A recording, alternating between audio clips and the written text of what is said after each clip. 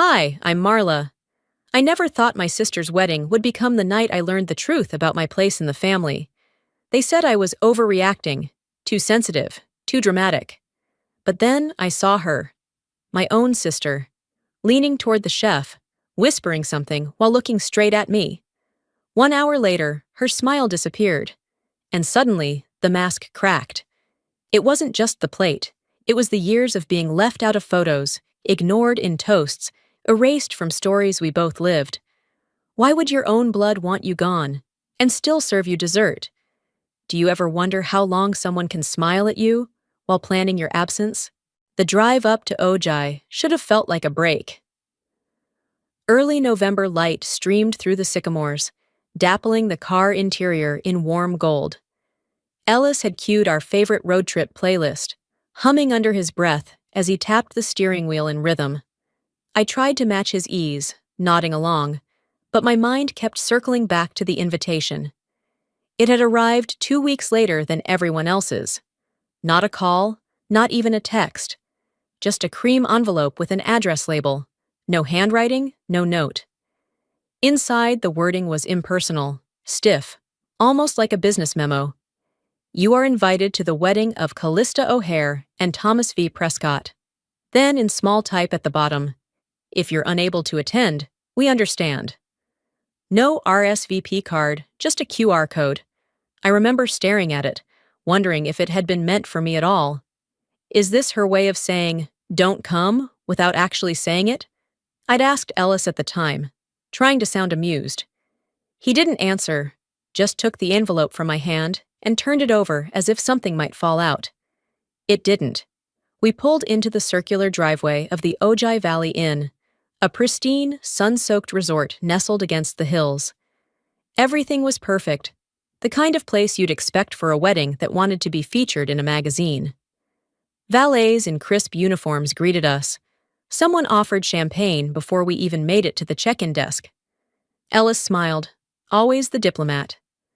Don't let this place make you shrink. I gave a tight nod, but the knot in my chest wouldn't budge. At check-in, the staff handed us a welcome bag, lavender sachets, local honey, and a note from the bride and groom. Well, from Callista and Thomas. It was signed only by them, no mention of family. My name was typed wrong on the envelope. Marina instead of Marla. It's just a typo, Ellis said. Sure.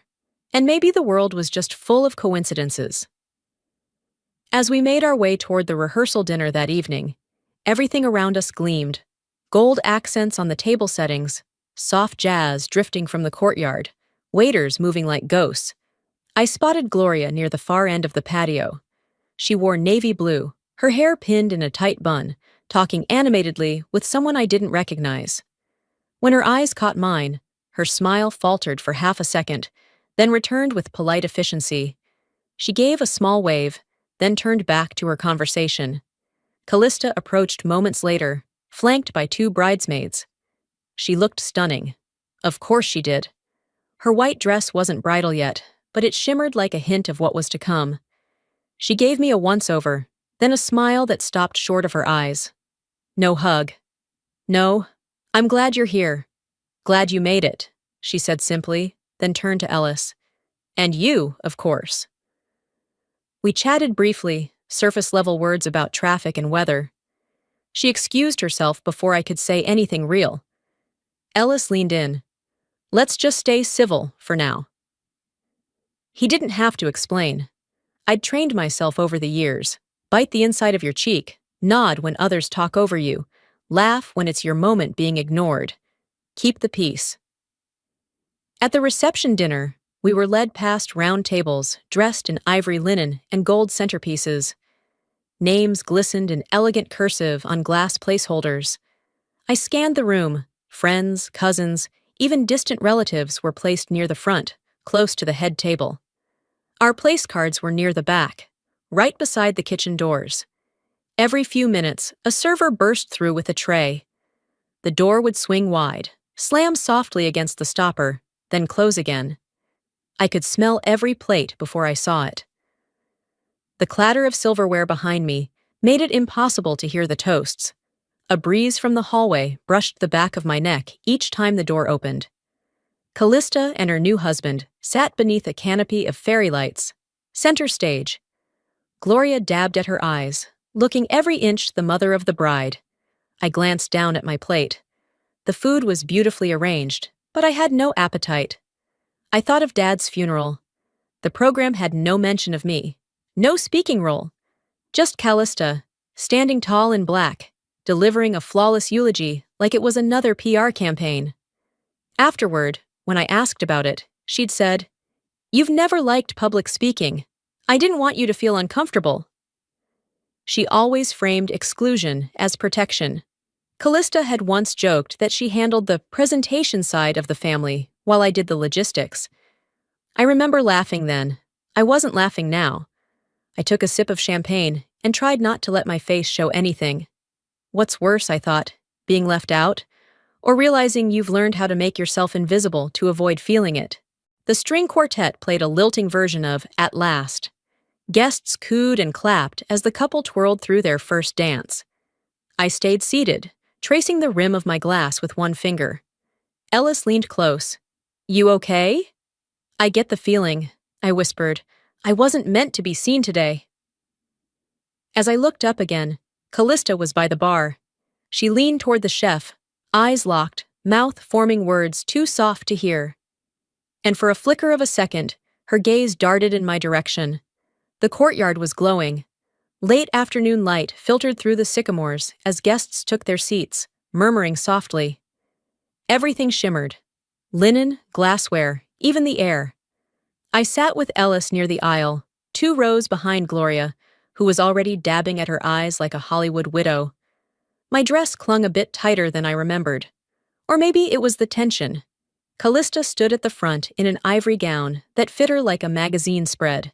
She radiated poise, the kind that made you forget anything awkward ever happened around her. She cleared her throat, and the courtyard fell silent. "I want to thank everyone who helped make today so perfect," she began, voice smooth, polished. "My bridal team, my cousins, our amazing planner, and of course, my mother, who raised me to believe in love." There was polite applause. Ellis shifted slightly beside me. He didn't look over, but I knew he felt it too. No mention of me, not a syllable. Even the bartender, the one with the tattoo sleeve, who barely knew our last name, got a nod. But the sister who'd reviewed every vendor contract, fought with the caterer over dietary options, drove to Ojai 3 times for tastings. She wasn't there. Not in that moment. I stared ahead, blinking slowly, letting her words slide off me like rain on glass. I didn't need applause. I just didn't expect erasure. After the vows and the rings and the obligatory kiss, guests meandered toward the cocktail area. Champagne flowed, conversation fluttered. Callista moved through the crowd like a senator, graceful, rehearsed, adored. I stayed close to Ellis, sipping slowly. Then came the toast. She tapped a glass with a fork. "I'd like to raise a toast to the people who truly helped this wedding come together." I stiffened. She beamed. "My childhood besties, Ashley and Brooke, who've stood by me through every meltdown. My glam team, geniuses. My Aunt Helena, who saved us on florals. And my stylist, who quite literally made me sparkle today." Laughter, cheers. I felt like a statue. Ellis's hand found mine under the table. I didn't squeeze back. Weeks of emails, spreadsheets, schedule juggling.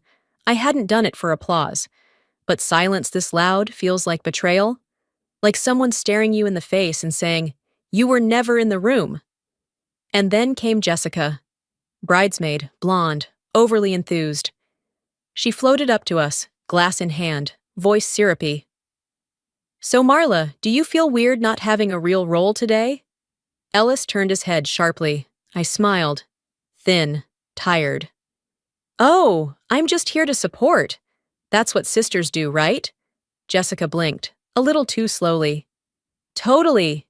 It's just... I figured you'd be, I don't know, giving a speech or something.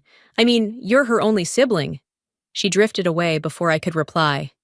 Ellis leaned in. "You okay?" "I've been okay for so long. It doesn't even register anymore. The reception dinner began. Callista changed into a second dress, off-white, full-skirted, custom-tailored drama. Guests fawned.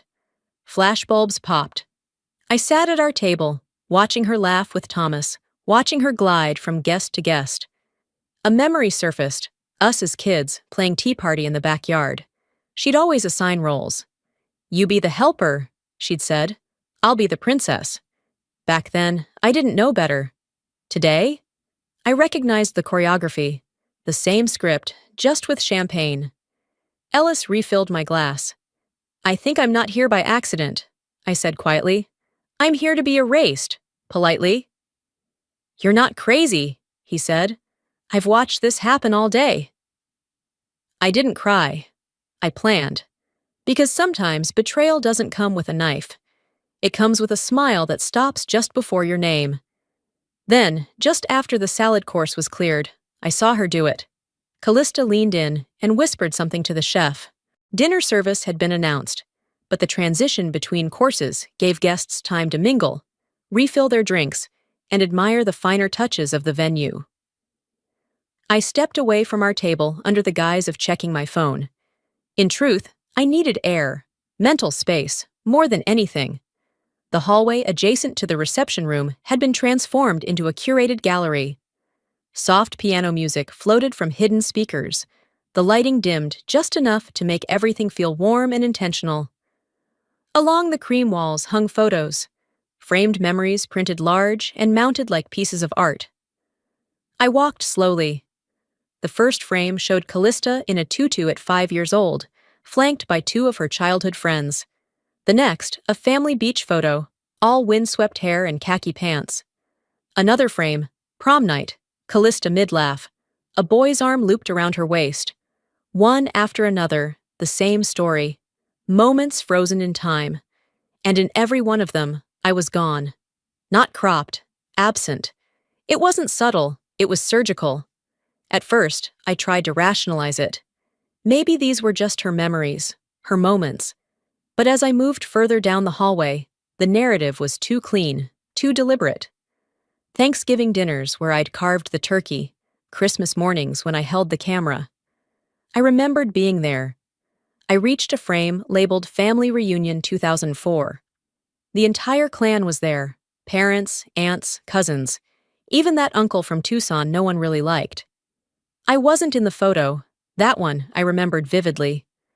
Gloria had said, "Oh," Marla blinked, "we'll retake it." They never did. The implication hit hard. I hadn't been forgotten. I'd been excluded, on purpose. I felt a shift behind me, soft steps and perfume I knew too well. Gloria stood next to me, hands clasped in front of her, staring at the same frame. "Don't ruin this for her, okay?" she said quietly. "Just enjoy what you can." It wasn't a request.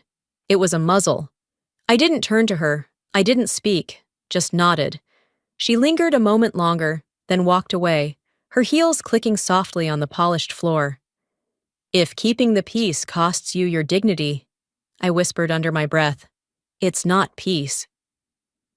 Back inside the reception room, I saw things differently. Every group photo forming near the dance floor excluded me by design. Toasts were offered, but my name never came up. I stood off to the side, unnoticed, and for the first time, I realized the invisibility gave me a kind of power. If they weren't watching me, they wouldn't see me planning. As dessert plates clinked and champagne flowed, I sat back and observed. Observed how people flattered Callista, treated her like a CEO at her own gala. How Gloria smoothed every bump, laughed a little too loudly, and watched me only when she thought I wasn't looking. My role in this family wasn't a mistake. It was a designation. The silent one. The helper. The backstage crew in a show I was never allowed to headline. Years ago, I'd been told, "You know how Callista gets. Don't provoke her." Translation, make yourself smaller, make her shine. And I had, again and again. But now I saw it for what it was. They hadn't just omitted me from a photo. They had written a version of our family that didn't include me at all. And if that's the story they wanted to tell, then I had no reason to stay in it. I turned back toward the hallway, eyes adjusting to the warm shadows. The reception hummed behind me. I was about to walk away from the gallery when I saw her, Callista, leaning near the kitchen door. She was speaking to someone I recognized. Dinner service began with the kind of coordination you only get from overpriced planning. String lights twinkled like it was all magic. Guests laughed, clinked glasses, passed buttered rolls. But my focus had narrowed to a scene playing out near the catering tent, just beyond the trellis arch covered in white roses. Callista stood beside the chef. It wasn't a long conversation, just a lean-in, a nod, a quiet word. But the chef didn't nod back like he was getting instructions on salad dressing. He nodded like he understood a secret, a shared task, something they'd rehearsed. She didn't glance my way. She didn't have to. A queen doesn't whisper to the help unless it matters. I returned to our table, just in time for the waiters to start serving the entree. Plates glided onto the table like synchronized choreography. I looked at mine. Glazed sea bass, asparagus, truffle mash. Beautiful. But the glaze looked thicker than Ellis's. Glossier. The garnish was different too. More herbs, something extra dusted across the top. Ellis leaned in. Looks fancy. I smiled barely. Yeah, maybe too fancy. I glanced around. Plates were being served with consistency, except mine. My stomach tightened, but I kept my face neutral. This was the sort of moment where reaction could make you look crazy. The kind of moment that gets dismissed as nerves or wedding stress. I'd been here before. 7 years ago, at a restaurant, a trace of peanut oil in a stir-fry had put me in the ER. Callista had cried louder than I had choked, telling everyone how guilty she felt. That night, she'd said, "I told the waiter you were allergic. He must have messed it up." And maybe he had. I'd believed her. Now? I wasn't so sure. I looked at Ellis's plate again. The differences weren't massive, but they were enough. And then, his hand found mine under the table. He didn't say anything, just squeezed, firm. Then, very softly, he said, "Don't touch that yet." It wasn't fear in his voice. It was control. The same tone he used when catching inconsistencies in investment pitches, when something didn't add up.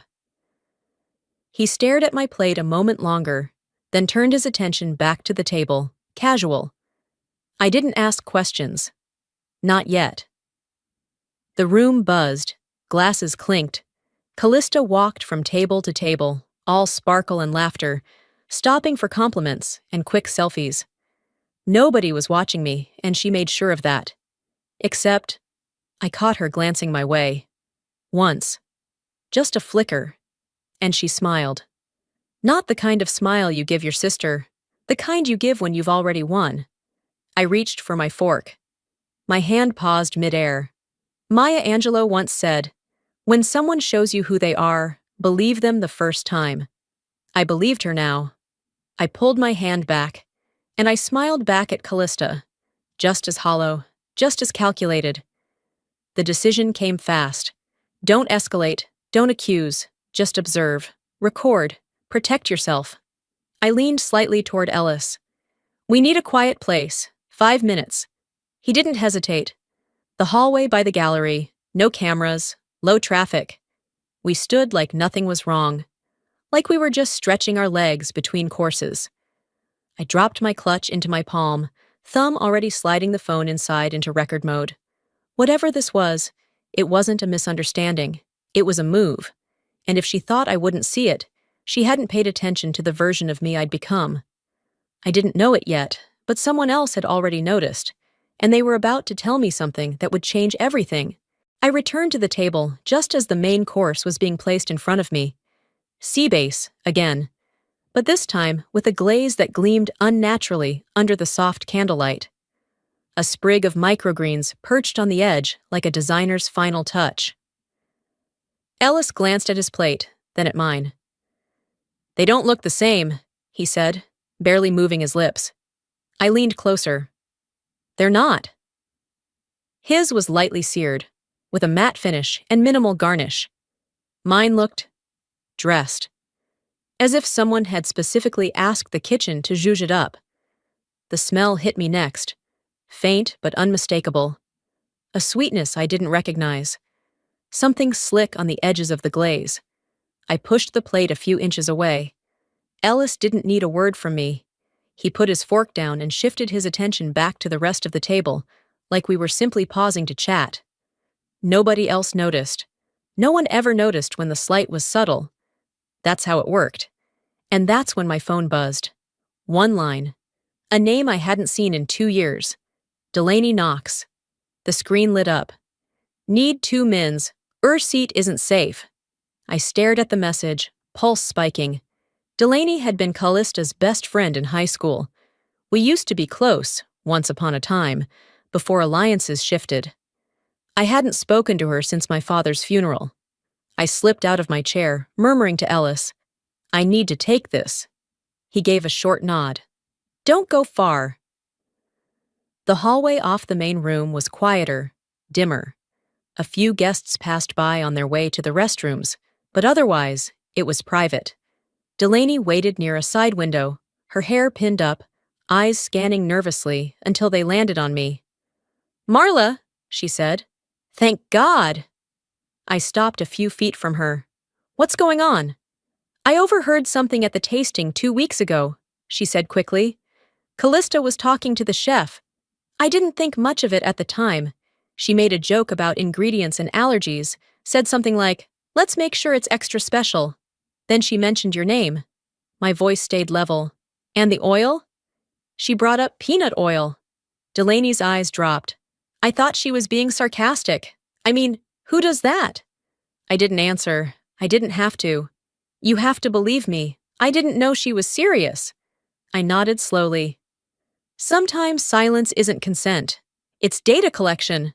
Delaney looked down again. I should have said something sooner. "You're saying it now." The air between us shifted. A quiet understanding passed like a trade. "She's counting on people thinking this is nothing," I said. "A garnish, a kitchen error." "I know. If I ask you later, will you put that in writing?" Delaney hesitated only a beat. "Yes." I thanked her and walked back toward the ballroom, footsteps steady. Inside, the music had changed. Servers were clearing plates, pouring fresh wine. I returned to my seat and gently pushed the plate aside. A server approached. "Excuse me," I said softly. "Would it be possible to have the same entree he has?" I gestured to Ellis. "Just a preference?" The server smiled and nodded. "Of course." No scene, no drama. But when I glanced across the room, Callista's eyes were on me. She tilted her head slightly. The smile on her face never reached her eyes this time either. There was a flicker of something else. Unease. Ellis leaned closer. "She knows we saw it." "She does," I said, "but she doesn't know what we're doing about it." I reached into my clutch, flicked open my notes app, and started logging. Time, table position, Delaney's message, the plate photo I snapped just before leaving the table. "We need to start collecting," I whispered. Ellis didn't miss a beat. "Already on it." As we slipped back into the rhythm of the evening, documenting in plain sight, I realized we weren't reacting anymore. We were strategizing. And just before dessert was served, I caught Callista whispering again. This time, not to the chef, but to a man I hadn't seen in years. The moment I saw him, I knew. By the vendor's entrance, standing too comfortably close to Callista, was a man in a slim black chef's coat and polished shoes. His beard was trimmed tighter than it used to be, and he wore a grin that didn't fit the moment. Silas Rudd. Of all the people to show up here. Silas had once been knee-deep in a legal mess involving health violations and defamation threats from a food blogger. I had quietly helped Delaney structure his case, off the record, mostly for practice, back when I was still establishing myself. Callista had somehow been roped into the cleanup, scrubbing things off the internet, spinning narratives. She'd framed it as a favor, but I knew the look she gave him now. This wasn't friendly. This was transactional. Nothing's free in family, or in blackmail. I eased back toward our table, mind buzzing. Ellis looked up the second I sat. "I checked your original plate," he said under his breath. "Definitely peanut oil. Light scent, but traceable. It's not on the others." My hands stayed calm. "Have the server box it. Say I'm not feeling well." Ellis nodded. "Smart." The server returned, and I offered a gentle smile. "Would you mind wrapping this to go for me? Might need it later." They nodded and vanished without suspicion.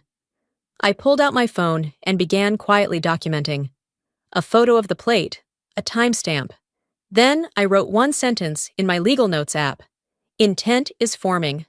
Ellis watched. "Now we've got physical evidence. Motive won't be far."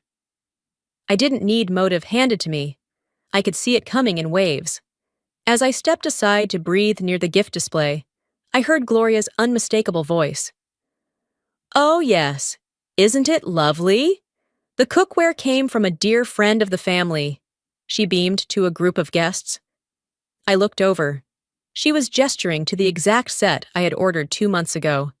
Hand-selected, monogrammed, a gift I'd poured thought into. I even remembered the handwritten tag I'd attached. I approached the assistant at the gift table. "Hey, I think there was a tag on that set. Enameled pans with the gold handles?" I kept my tone light. They flipped through a small box of tags. "That one came in unmarked," they said. A little too quickly. No card was attached when it arrived. I stared at the set. My name had been wiped from it, like dust brushed off a polished surface. No scene, no comment. But in my head, the ledger grew longer. Back at our table, Ellis handed me his phone.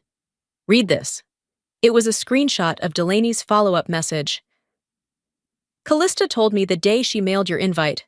I'm not inviting her to join, I'm inviting her to watch. Said you needed to be humbled," her exact words. I felt my jaw tighten. This was never about inclusion. Ellis sipped his wine. It was about replacement. I didn't answer. I opened my email instead. To paralegalmyfirm.com. Subject, start case file, internal malice attachments, plate photo, guest messages, timeline draft. In the body, I wrote, "Flag for confidential conflict. Draft protection motion. This may escalate." It was cold. It was clean. It was me finally refusing to make myself smaller. She used my kindness as her loophole. Now I'll use her negligence as my foundation. Later that evening, as glasses refilled and dessert prep began, Callista stood for her final toast. "Tonight has been the most beautiful experience of my life," she said, voice sugar-sweet. "I'm overwhelmed by the love and support in this room." I raised my glass with the rest. I didn't drink. The crowd clapped. Gloria dabbed her eyes. Flashbulbs clicked. But I knew the truth. It was her stage. Tonight, I built the spotlight. And just when I thought I had all the pieces, someone else stepped forward. With the final edge I hadn't seen coming. The clink of champagne flutes and the first few notes of a cake-cutting song floated through the room as Delaney slid beside me. Her entrance was so seamless, no one noticed. That had always been her skill, slipping into a moment like she belonged there, even when she didn't. "I need to talk to you," she whispered, just loud enough for me to hear. I stepped a few feet away from the crowd with her, toward the wall near the dessert table. Delaney's hands were clenched. I didn't say anything earlier because I didn't know how deep she was going. But after what I saw tonight, after that plate, you need to know. I looked her square in the face. "Say it." "She told me last month, at the tasting. She said you were the cautionary tale, that you still believed being nice would make you necessary." Delaney swallowed. She laughed when she said it. The burn in my throat wasn't from the wine. "And you said nothing?" "I was wrong, but I kept the texts, the call recordings. I thought I was just being careful. I didn't think I'd need them." My voice was low. "Now you know why we keep records." Delaney nodded slowly. "I'll send them tonight. I already zipped everything." I thanked her with nothing more than a look. Then I moved to the edge of the room, pretending to check my phone. The video from my clutch camera had finished processing. I played it once. Silent, small screen. Enough to confirm what I'd suspected. Callista standing with the chef, pointing at my plate, nodding toward my seat. The chef reaching for a dark bottle, shaking it into a silver mixing bowl. Ellis leaned over. "Is that it?" I nodded. "Clear as day." "Enough to go public?" "No," I said. "Enough to go legal." Callista returned from the kitchen with her usual glide, head held high. Her second gown shimmered beneath the ceiling lights. She made her way to the center of the floor, pausing to accept a hug, a compliment, a camera angle. She hadn't seen me yet. Until she did. Our eyes locked, and for the first time all evening, I didn't look away. I tilted my head, lifted my glass, and smiled. Callista blinked. Just once. A flinch so fast most people wouldn't have caught it. But I wasn't most people. She doesn't know what I have, but she knows I've got something. I walked away from the crowd and ducked into the hallway near the vendor access. Pulled up my email, attached the video, screenshots from Delaney, photos of the dish, to legalmyfirm.com, subject, "If anything happens to me, body, timeline enclosed. Primary target, Callista O'Hare." I hit send. Then I encrypted a Dropbox folder and backed it up twice. Strong women don't always roar. Sometimes they record. Back inside, a speech was beginning. Callista stood next to Thomas, raising a glass, eyes sweeping the room. Halfway through her toast, her hand trembled. She dropped her glass. Gasps scattered. A server rushed forward. Gloria stood, but Callista waved her off, cheeks flushing beneath her makeup. Gloria leaned in, her voice too sharp to be motherly. "What's going on with you?" Callista muttered something, but I caught it. "She's just watching me." "You're damn right I am." Ellis touched my elbow. "One more push." I excused myself briefly, stepping outside into the cool evening air. I needed to breathe somewhere that didn't stink of cover-ups and champagne. The stars were just beginning to peek out. I pulled out my phone. Text to Delaney. "Tonight's the night. If I send reveal, you hit send." "Everything." Her reply came instantly. "Understood." I walked back into the ballroom, chin up, back straight. My phone buzzed in my hand, and just as I reached for it, I saw the name flash across the screen. Chef Silas Rudd was calling me. The pantry hallway was quiet. Too quiet. I'd stepped outside the main reception to answer the call, expecting a brief check-in. Instead, I heard a voice I hadn't heard in years. "Marla, it's Silas." I said nothing. "I just wanted you to know, I didn't think she meant for it to go that far. She told me it was symbolic. Just a nudge. Enough to make a point, not to hurt anyone." I stepped further away from the noise of the wedding. "And yet," I said, "you did it." A pause. "I was in debt to her. I owed her a favor. She reminded me of it." "Reminded you," I repeated, as if that makes it less cowardly. "I didn't know she was serious." "No," I said. "You didn't want to believe she was." Silence on the line. "I'll write a statement," Silas said. "Whatever you need." I hung up without answering. Back in the reception, dessert had begun to circulate. Chocolate mousse with a delicate raspberry drizzle. The kind of dessert people photographed before touching. Callista stood near the head table again, glass in hand. She raised it for a second toast. "To sisters," she said. Her voice quivered, almost imperceptibly. "To the ones who shape us, whether they mean to or not." Her hand shook slightly as she lowered the glass. I opened my phone under the table, scrolled to Delaney's contact, and typed one word. Reveal. Then I hit send. Across the room, Delaney looked up, read her screen, and began moving. One by one, phones buzzed. Screens lit up.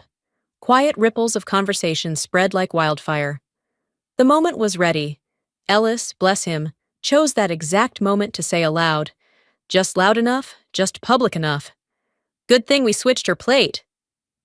A fork clattered. Callista turned slowly, What? Gloria asked, her voice like wind through dry grass. Ellis didn't flinch. Her plate, the one with the peanut glaze, I swapped it before she ate. You could hear the shift in air pressure. People turned. Murmurs started. Callista's eyes darted from Ellis to me. That wasn't supposed to… that wasn't for her, she stammered. Gloria looked pale. Peanut glaze? I didn't plan, Callista began. You didn't plan for me to be here, I said calmly. You planned for me to be small. The silence broke as someone mirrored their phone screen to a projector. Delaney's doing. The footage played. Callista speaking to Silas, gesturing, nodding. The moment caught and broadcast in high definition. Then came the screenshots, the text, the audio clips. The sauce, as it turned out, wasn't toxic, but it was tainted. Traces of peanut oil, just enough to stir panic in someone with a known allergy. It was never meant to kill, just to humiliate, to make a point. But that point backfired. I stood still as the room turned against her. Not with anger, with disgust. What kind of sister does this? Gloria stumbled back into her seat, face drained of color. You did this? To your own blood? Callista looked around, her expression fraying. She's always been the favorite. Dad left her more. Everyone always looked at her like she was the good one. I had to do something. No, I said. You chose to do something. Her face twisted. You were always the one he trusted. Always. And you never did anything with it. I stepped closer, voice steady. You didn't just plan an attack. You planned a version of this night where I disappeared. The guests stood awkwardly. Some walked out. Others looked between us, unsure where to land their sympathy. Gloria didn't look at either of us. She stared straight ahead, unmoving. Ellis reached for my hand, but I didn't take it. I wasn't ready for comfort. I had delivered the truth, and I wasn't going to soften it for anyone. As the crowd thinned, I watched Callista turn toward the exit, back still straight, but her stride no longer confident. But as everyone turned toward the exits, I realized I hadn't even shown them the worst yet. The reception room felt colder now, though nothing had changed physically. Same string lights, same centerpieces, same soundtrack of instrumental hits.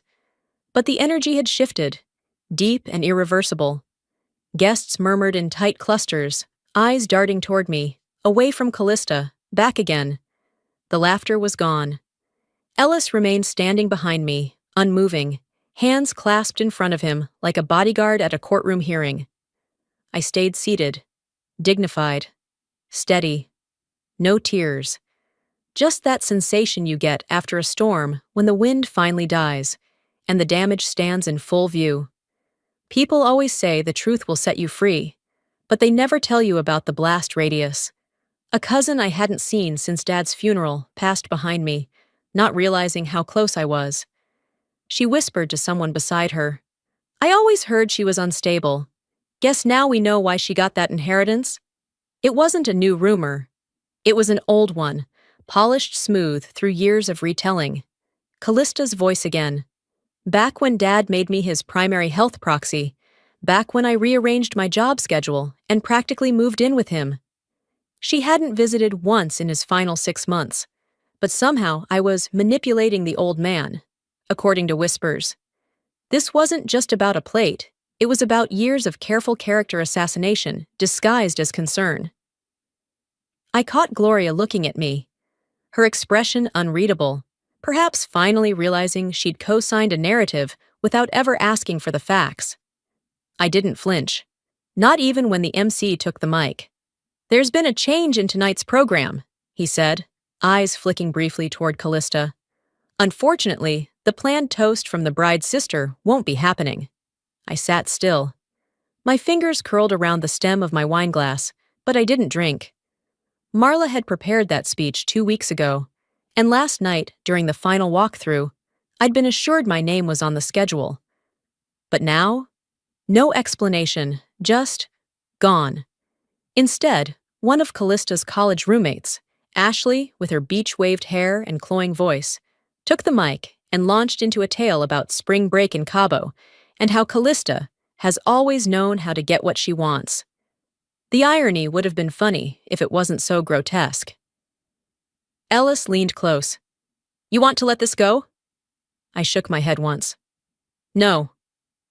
I stood, quietly. No fuss. Just walked toward the AV booth in the corner. The tech looked up from his console. "Can I borrow the mic?" I asked, voice calm. He blinked, glanced toward the stage, then handed it over without a word. I stepped up beside the band setup, not on the stage, just enough for people to turn.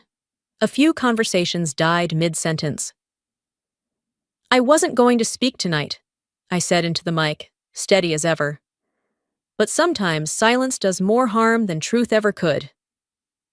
The room stilled. I didn't come here tonight to expose anyone. I came to celebrate a marriage. But when someone spends years telling everyone you're the unstable one, the dramatic one, the problem, eventually you start to believe that staying quiet is noble. I looked straight at Callista. But staying quiet just gives your enemy more room to rewrite your part of the story. Murmurs. Then quiet again. What happened here tonight didn't start tonight. And it ends now. I handed the mic back, walked off as if I'd just said my piece at a town hall. Some guests clapped.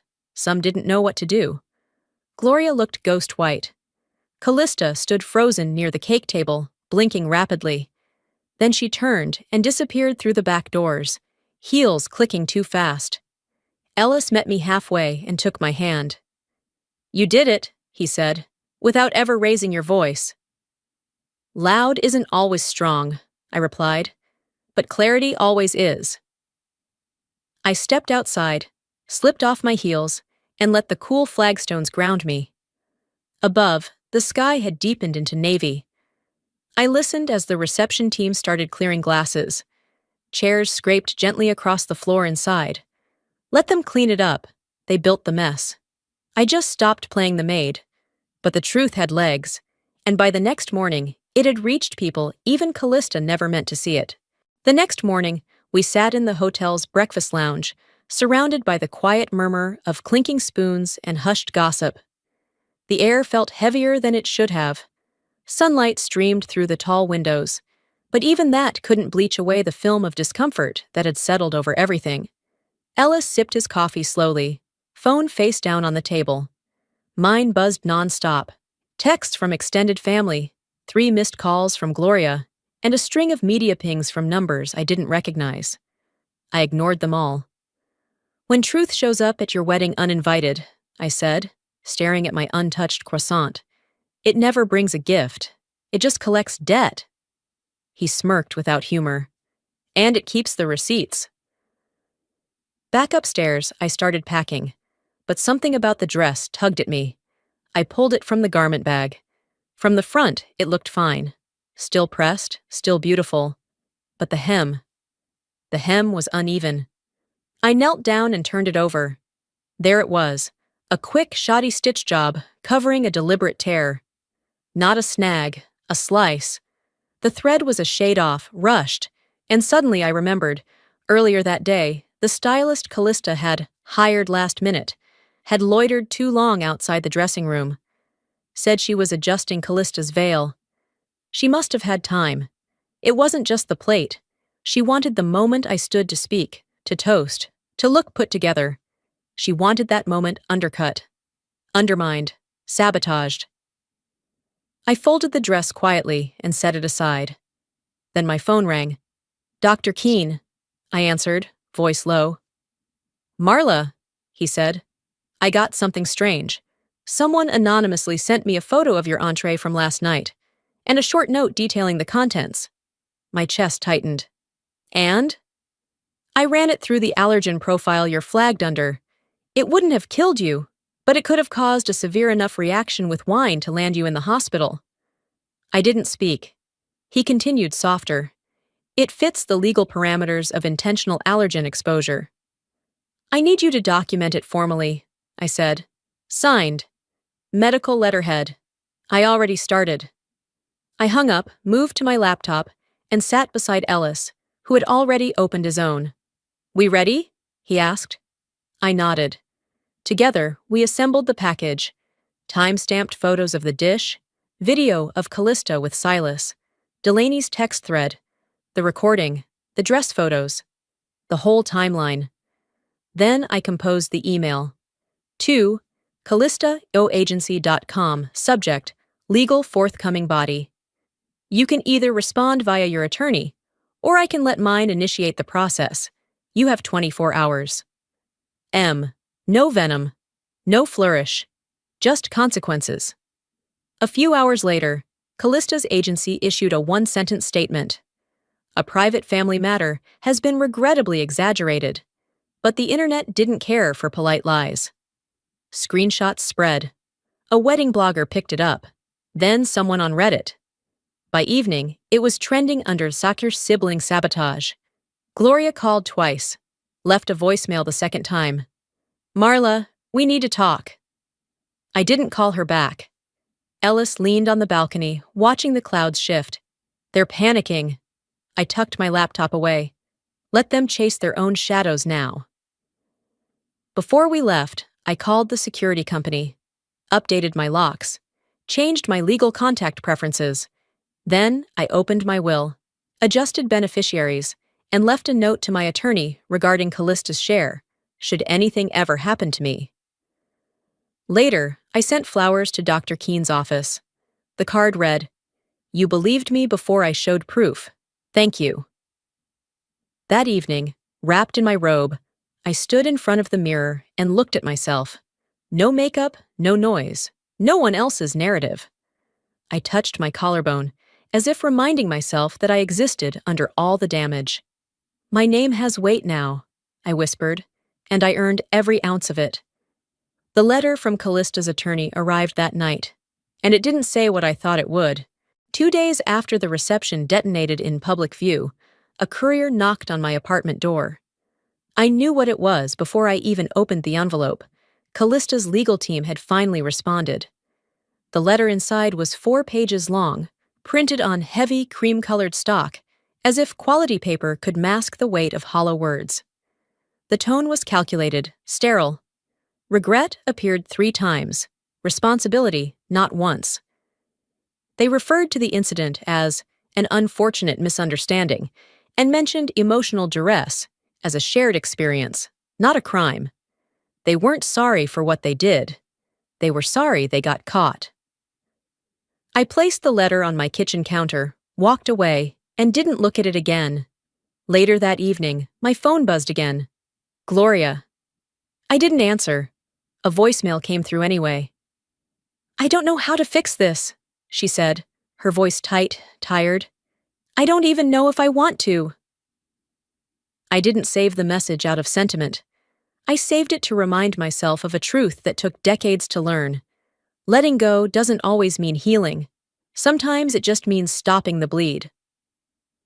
I went to the balcony, slid the door open, and let the evening air wash over me. Across the skyline, the city buzzed, indifferent to everything that had collapsed in my orbit. Online, Callista's social accounts had gone dark.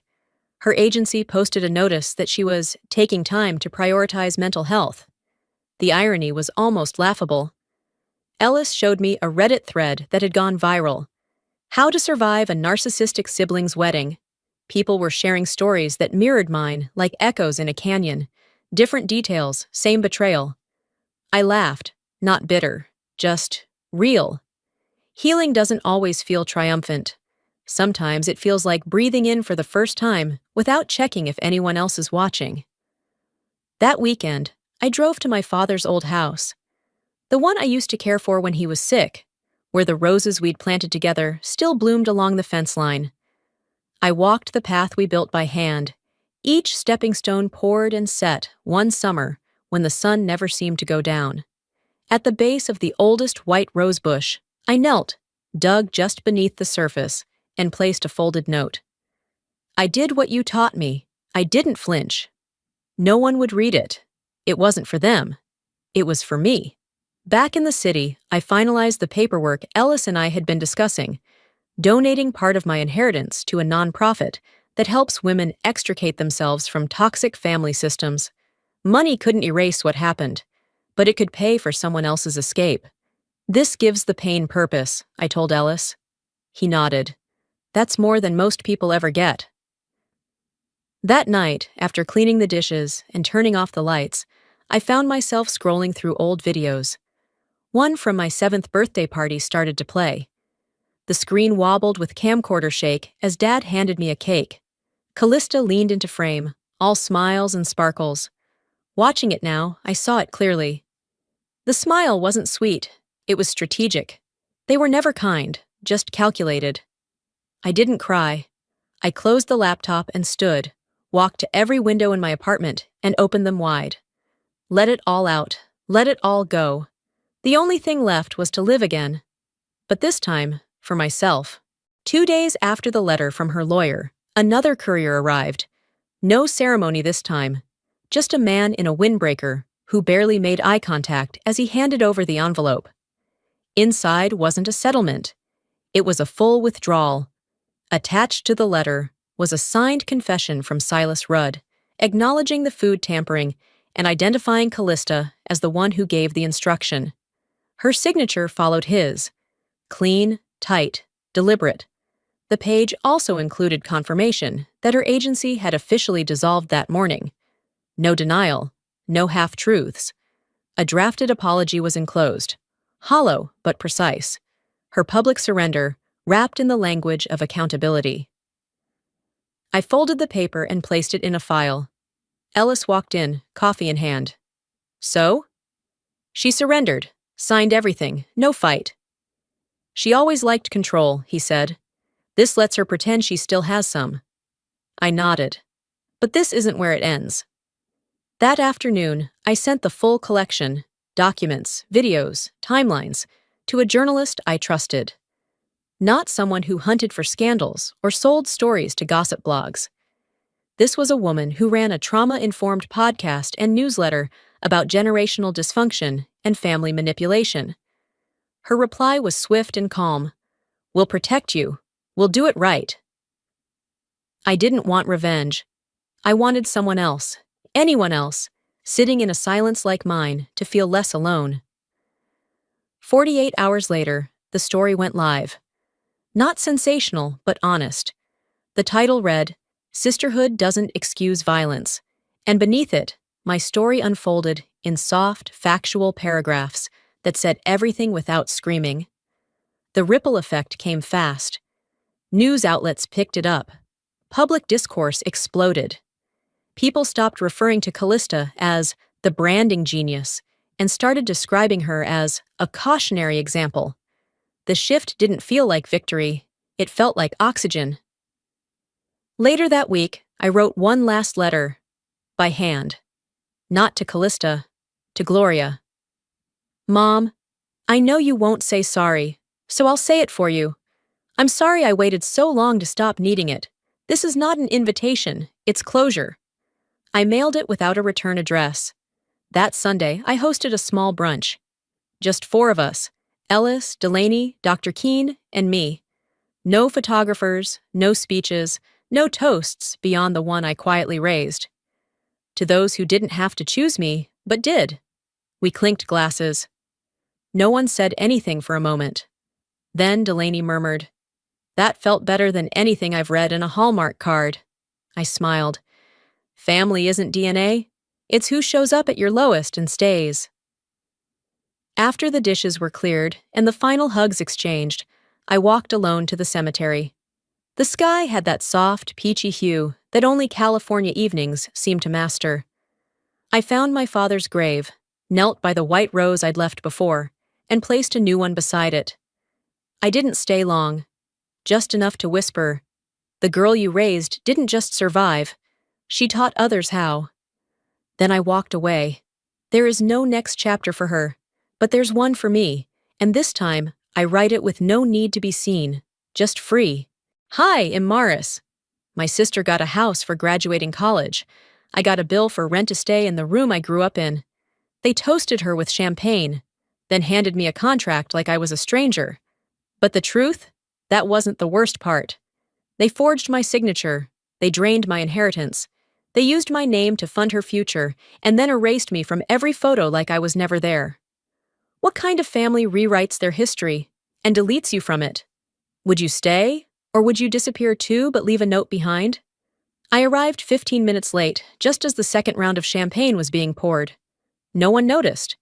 Or if they did, they didn't say a thing. My shoes were still damp from the nursing home shift, and my hair smelled faintly of cafeteria grease left over from the lunch rush at the bookstore cafe. I barely had time to change into the only dress I owned that didn't have a stain near the waistline. The dining room had been transformed.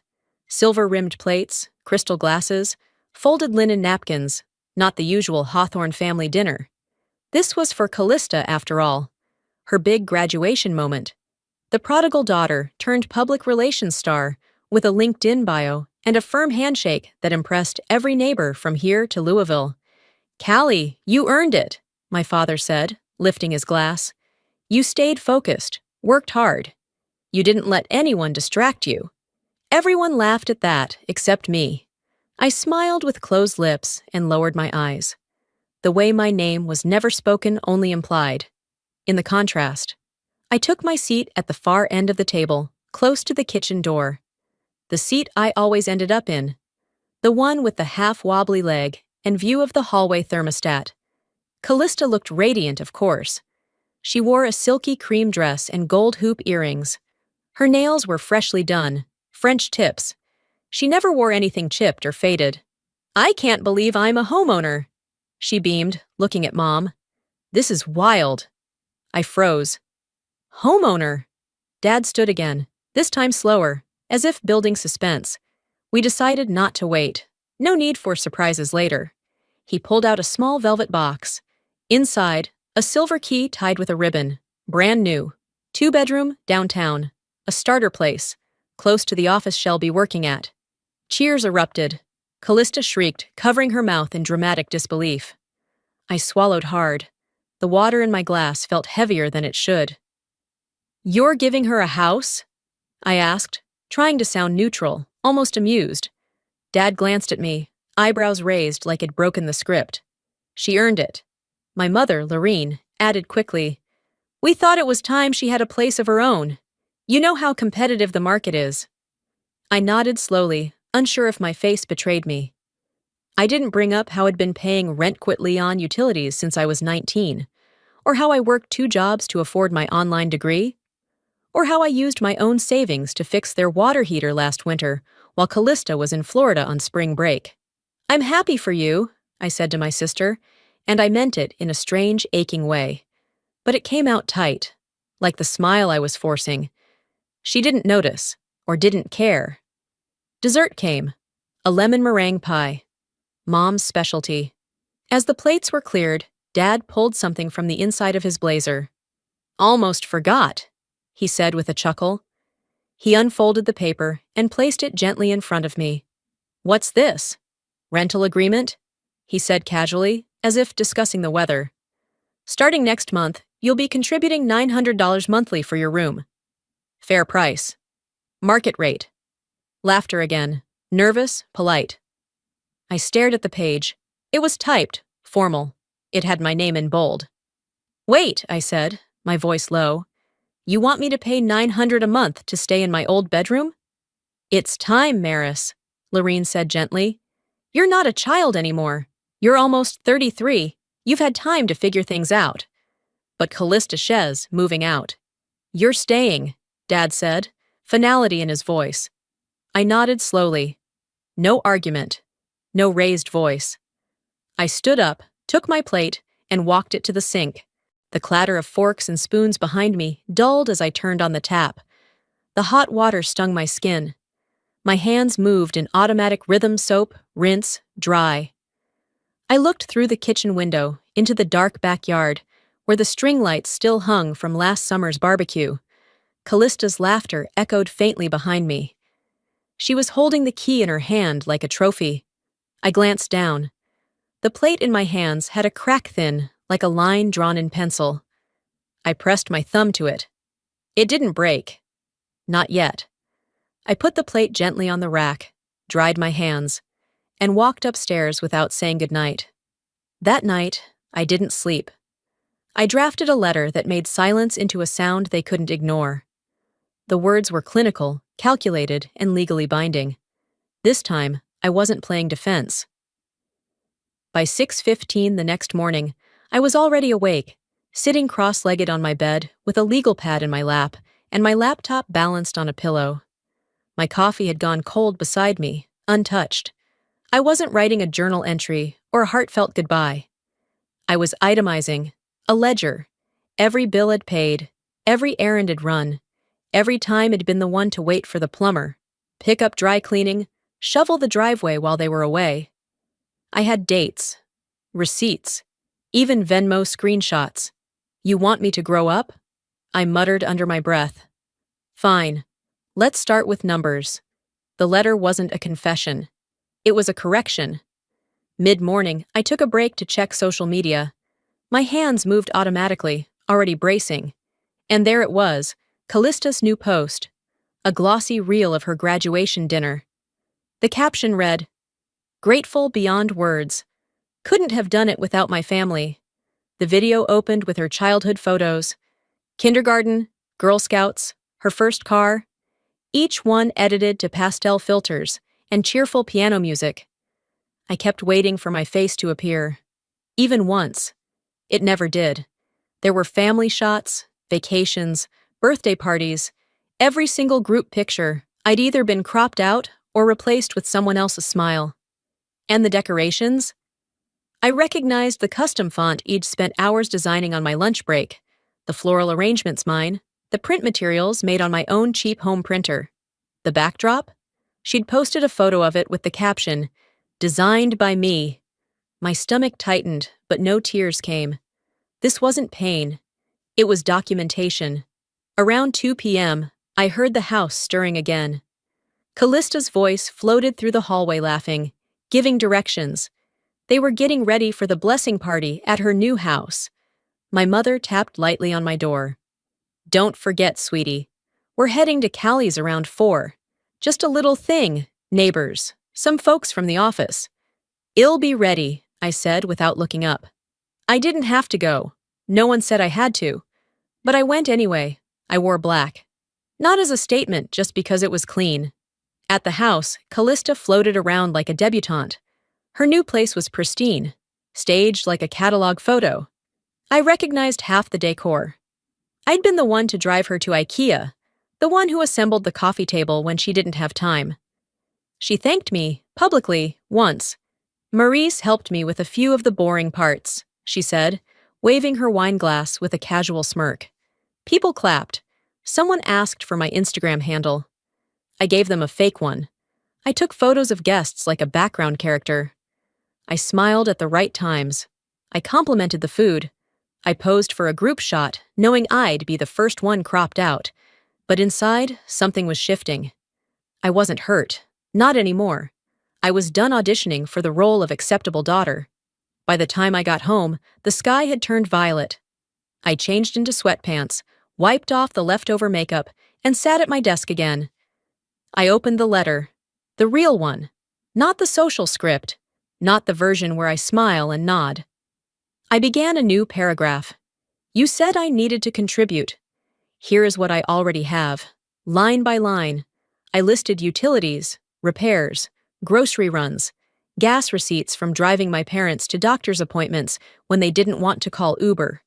There were no flourishes, no poetic framing, just years of unpaid labor, typed in black and white. I scrolled back to the top. The title wasn't Goodbye. It was Record of Living Costs Rendered Invisible. I didn't raise my voice. I raised my record of truth. It wasn't a goodbye letter. It was a forensic report of everything they failed to see. I woke up before the sun, the room still gray and quiet. My body wanted to stay under the weight of the blanket, but my mind was already counting. Not sheep.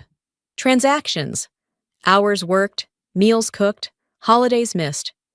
I slipped on a hoodie and pulled out the old spiral-bound notebook I kept tucked in the back of my closet. Inside were lists, scribbled calculations, reminders, nothing anyone would look twice at. but I knew what it was. I called it my unpaid invoices, groceries, utilities, Callista's birthday banner $18.79, Dad's prescription pickup 3 times in January, gutter cleaning. Line after line, I transferred the notes to a spreadsheet on my laptop, assigning columns, date, task, cost, who benefited. I titled it My Contributions. No emotional phrasing, no drama, just data. They wanted adulthood? I'd give them documentation. Later that morning, I made eggs for myself, standing at the stove while the rest of the house stirred awake. The sound of Callista's heels clicking down the hallway was almost theatrical. She was headed to brunch again. "You working today?" she asked as she passed me in the kitchen, sunglasses already on inside the house. "No. Catching up on a few things." She nodded, sipped her almond milk latte from a to-go cup, and left like I was background noise. After the front door closed, I sat back down at the table and stared at the open spreadsheet. My eyes blurred from the screen. I needed a break, something to shake the static feeling off. And just like that, an old memory broke through.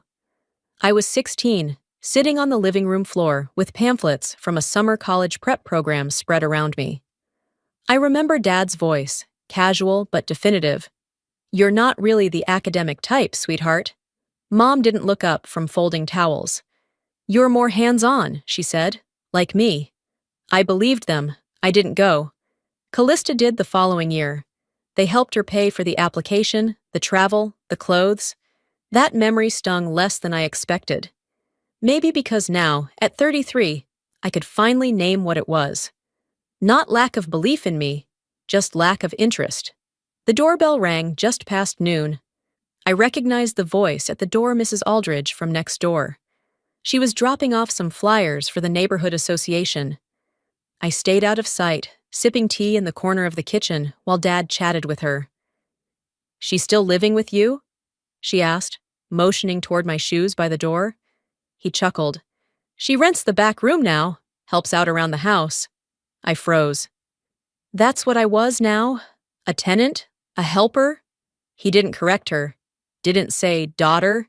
Just let it hang in the air like it was always true. I stood up slowly, poured lemonade into 2 glasses, and walked out to greet them with a smile so polite it nearly cracked my face. "That's so kind of you, Mrs. Aldridge. I'll make sure Mom gets these." She nodded, looked slightly startled by my presence, and waved goodbye.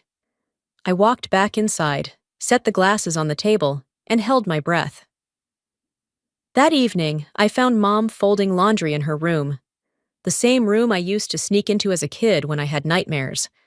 The same hands now folding napkins had once buttoned my coat before school. I sat on the edge of the bed. She didn't look up. Why didn't I deserve a home, too? She kept folding for a second longer, then set the towel down. "Because she needed the help," she said softly. "And you always figured things out yourself." That was it. That was her explanation. I didn't argue, didn't cry. I just stood up and walked out. The kind of silence that isn't confused or wounded anymore. Just done. By 10 p.m., I had a new email account. I bookmarked 3 listings for studio apartments near Louisville. Not perfect, but livable. Small kitchens, clean floors, decent lighting, and no shared family dinner tables. I lay in bed staring at the ceiling, arms crossed over my chest like I was bracing for a wave that already passed. They thought they were raising someone soft, but they were raising someone observant. I stopped waiting for a sign. I became the signature. It wasn't escape I was after. It was recognition. And if they wouldn't give it, I'd take it in full. If they forged my name on paper, what else had they written me out of? I told them I was running errands. That's how easy it had become without blinking. Mom nodded from behind her mug. Dad barely glanced up from the newspaper. Callista was still upstairs, probably curating her next inspirational post about building a future from scratch. Instead, I drove to a small bank on the corner of Manchester and Rose. Not our usual branch, not the one they used. This one was where Grandma Evelyn used to bank back when she still signed her own checks and spoke without being corrected mid-sentence. The teller directed me to a woman in a tucked-away office. Her nameplate read Trina Bellamy, Client Services Manager. She had calm eyes, a beige sweater, and the tone of someone who had seen enough to know when not to ask too many questions. "I'm wondering," I began, folding my hands together to hide the slight tremble in my fingers, "if there's still an active trust in my name." My grandmother set one up. "Evelyn Marwood." She typed slowly. Click, pause, click. Her brow furrowed. "Maris DeWitt, right?" I nodded. "The account does exist. It was emptied about 17 months ago." My stomach tightened. "Can you tell me where the money went?" "Tuition payments," she said, after a glance at the screen. "University of Kentucky. 4 disbursements. And the authorization was signed by your father. He had power of attorney on file." I could hear blood rushing in my ears. I forced my voice to stay even. "May I see the documents?" She hesitated. "Technically, yes. Since the account was in your name." She turned the monitor toward me and clicked on a scanned document. I saw the line near the bottomy name printed neatly, and below it, a signature. It looked like mine. To someone else, it probably was close enough. But I knew better. The loops in the M were too round. The pressure was uneven. And the D had a flourish I'd never used. Callista. She used to mimic my signature for fun. It had become a party trick in high school. "Look how close I can get," she'd laugh, handing back a napkin with my name scrawled in cursive. I'd smiled then. I don't remember why. Now it wasn't funny. "Can I get a copy of this?" I asked. Trina printed it without a word. She slid it across the desk like a dealer sliding a card across green felt. I slipped it into my bag, thanked her quietly, and walked out into the afternoon haze. Back home, I pulled open my file drawer and started digging. Old tax forms, enrollment confirmations, mail forwarded from years past. I didn't know exactly what I was looking for, but I found it anyway. Patterns. I highlighted every place my name appeared, letters I didn't remember sending, permissions I never granted, applications I never saw. I sat there, surrounded by paper, a fortress of silence they'd built using my name as the foundation. That evening, I made a decision. I scanned every document, one by one, and uploaded them to a cloud drive with a passcode only I knew. I created a burner email. I messaged someone I trusted, Tanya, a friend from the bookstore, just one line. "If anything happens, this folder explains everything." Then I drove to a gas station, paid cash for a prepaid phone, and created a new number tied to none of the old accounts. I didn't want to disappear. That's what they were counting on. I wanted to reappear louder, clearer, undeniable. I wanted proof that they had tried to erase me. The paper trail didn't just lead back to them, it pointed at what they were trying to erase. If they could forge my name on legal documents, what else had they erased me from? That question haunted me for 2 nights straight. It circled in my head like a vulture, waiting for me to collapse under its weight.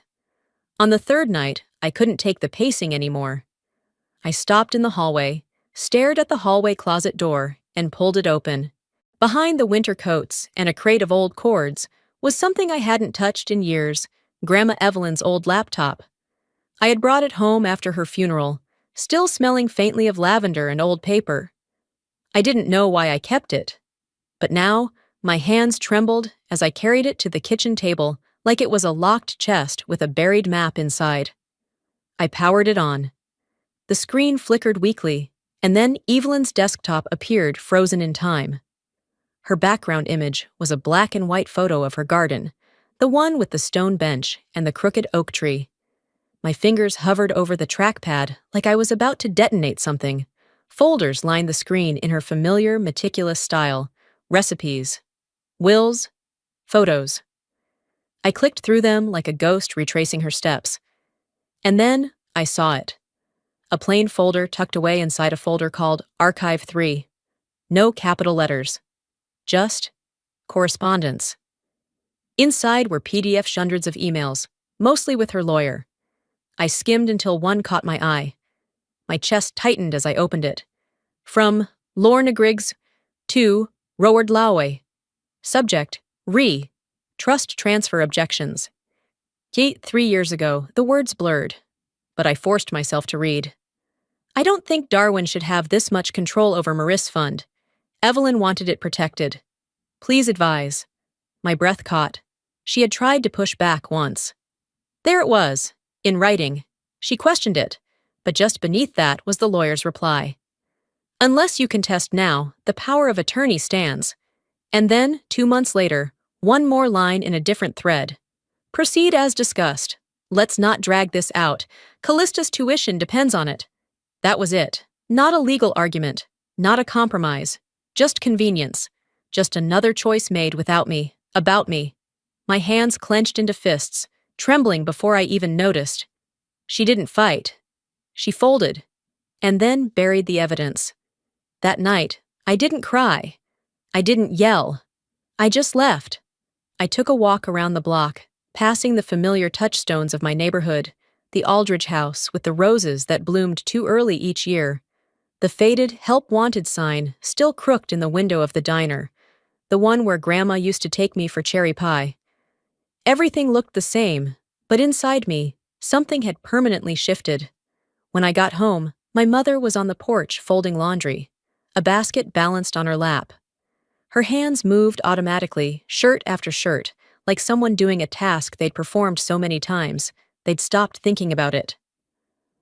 I sat beside her in silence and placed a printed copy of that final email on the table between us. She didn't touch it, didn't flinch. Her eyes stayed on the towel she was folding. Why didn't you stop him? I asked. She didn't answer right away. When she did, her voice was low, almost weary. He said if I pushed it, he'd stop paying for Callista's education too. She didn't say she was sorry. She didn't defend it either. She just admitted it like a simple fact. And in her tone, I heard something colder than guilt. I heard acceptance, like she had made her choice and lived with it. I didn't nod. I didn't argue. I stood and walked back inside. That silence, it wasn't a standoff. It wasn't waiting for a resolution. It was the sound of a door closing. The next day, I ran into Kyle Fields at the pharmacy. High school acquaintance. Quarterback back then. Nose still a little crooked from senior year. Hey, Maris? He said, surprised. Wow. I thought you moved away. Nope, I replied. Still around. I guess I heard wrong. Didn't your mom say you dropped out or something? That you were working on your GED? I blinked. No, I graduated last year. Bachelor's in behavioral health. Online, but fully accredited. His face flushed. Oh, must have been a mix-up. It wasn't. It was a narrative they crafted when I didn't fit the picture they wanted to show. That night, I didn't cry. I didn't rewrite the letter. I rebuilt it. It wasn't a list of what they'd done to me anymore. It was a record of what I had done despite them. I added a scan of my diploma. The day I enrolled.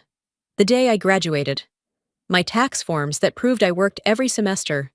Screenshots of professors' congratulatory emails. Comments on my final thesis. Awards. Certifications. Then I changed the document's title. Not my contributions. Not anymore. Now it read, What you chose not to see. I wasn't chasing an apology. I was reclaiming clarity. I was reclaiming my name, not the one they erased from documents, but the one they buried with silence, with rumors, with strategic omissions. I had mourned what they took. Now I was archiving what I built, and this time I wasn't waiting to be acknowledged. I wasn't asking to be seen anymore. I was preparing to be undeniable. The next morning, I sat on the edge of my bed, scrolling through my online banking history like I'd done 1,000 times, but this time, not just out of habit. I wasn't budgeting, I was hunting. Something didn't sit right about how fast Callista had gotten that house. It wasn't just the key in her hand, it was how no one asked questions, no loans mentioned, no down payment stress, just gifted. I pulled up the PDF of my grandmother's trust, what was left of it, and matched it with the mortgage papers I'd photographed during the housewarming. One of the closing documents had been left on the kitchen counter. Sloppy. It took 15 minutes before the match lit up in front of me. The monthly withdrawals matched the exact payment amount for Callista's mortgage, every single month, from an account bearing my name originally funded by Evelyn Marwood. I froze. Not from confusion, from recognition. They hadn't just misused the trust. They'd redirected it entirely. I printed the last 12 months of statements and circled the matching figures with a red pen. Then I pulled out a blank envelope, slid the papers inside, and wrote Mom in my neatest cursive. I found her in the laundry room, folding hand towels. Still folding. Always folding. I handed her the envelope. She opened it slowly, and when she saw the first circled figure, she flinched like I'd slapped her. "This isn't a misunderstanding," I said. "It's theft." She looked at me like I'd said something indecent. "Maris, please don't blow this out of proportion. You don't understand the agreements we had." I cut her off. "No, I understand perfectly. And I'm not protecting this family's silence anymore." Her eyes widened. I saw something in them I hadn't seen in a long time. Not fear, disbelief. Like she truly thought I would never say that out loud. She reached for my hand. "Just keep it in the family. We've always handled things our way." I pulled back. "I'm not in the family, remember?" I rent the back room. That night, I stayed up past midnight drafting an email. I didn't address it to anyone in particular. I just wrote, "When success is stolen, who claps at the ceremony?"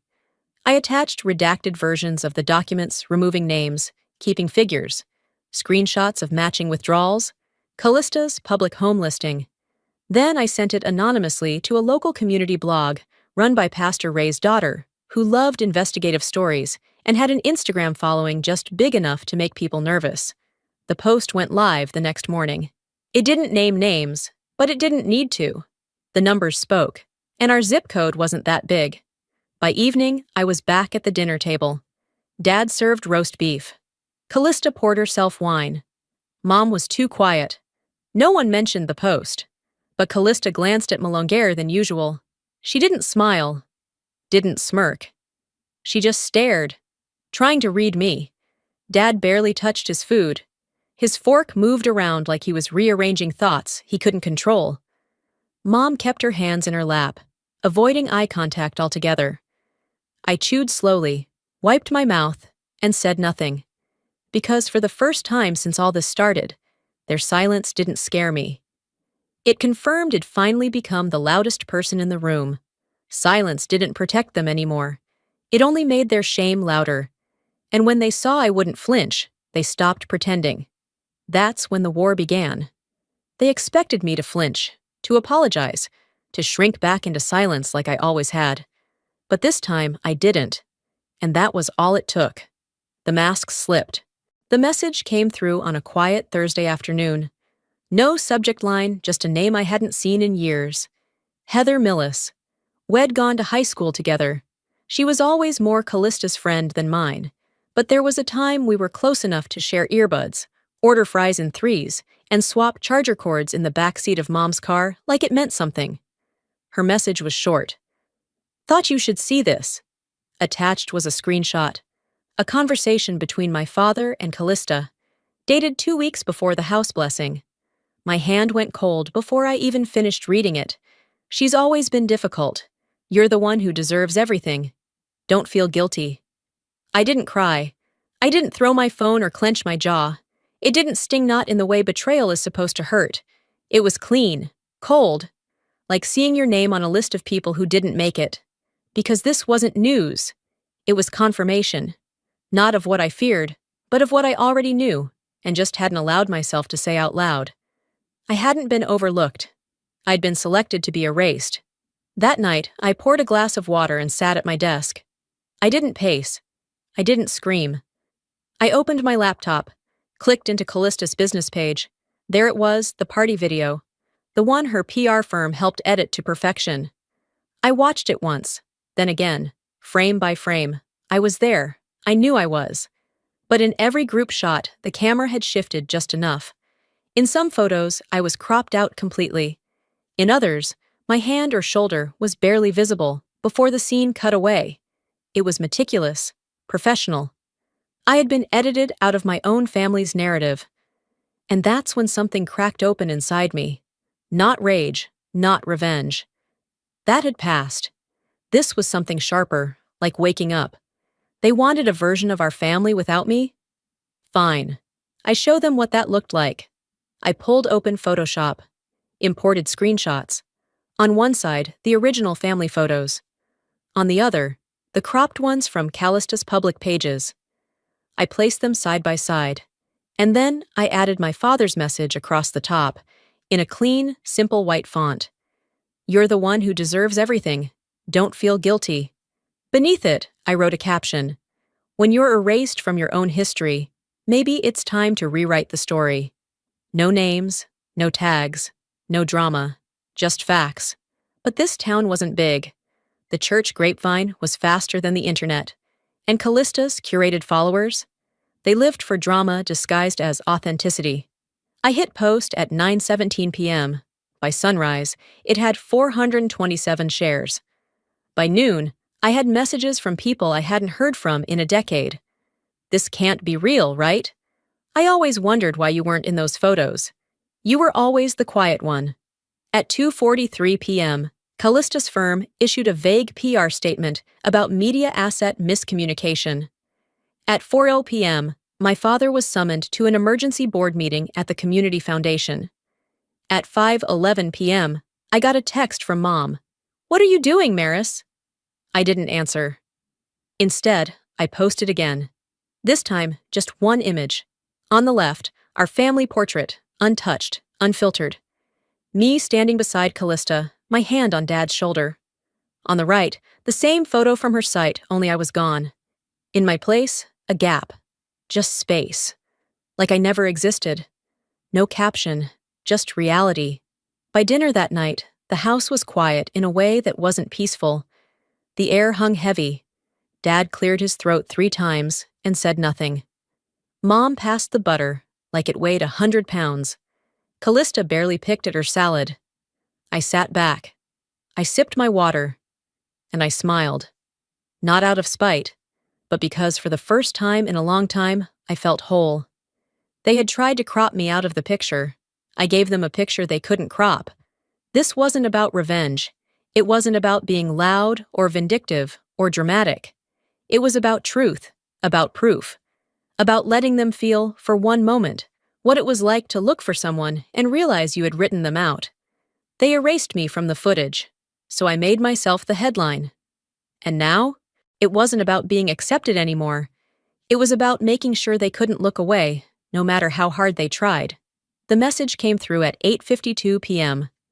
I was standing in the kitchen, waiting for the microwave to finish reheating a sad bowl of spaghetti when my phone buzzed. Rowan Vega.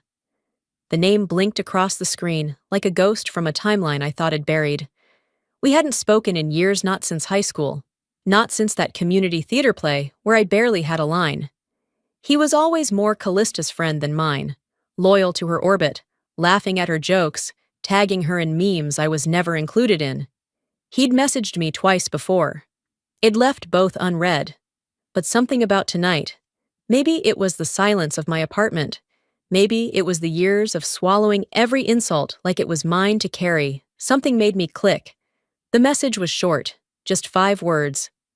"Hey, you probably don't want to hear from me." But I still had this. Attached was an audio file.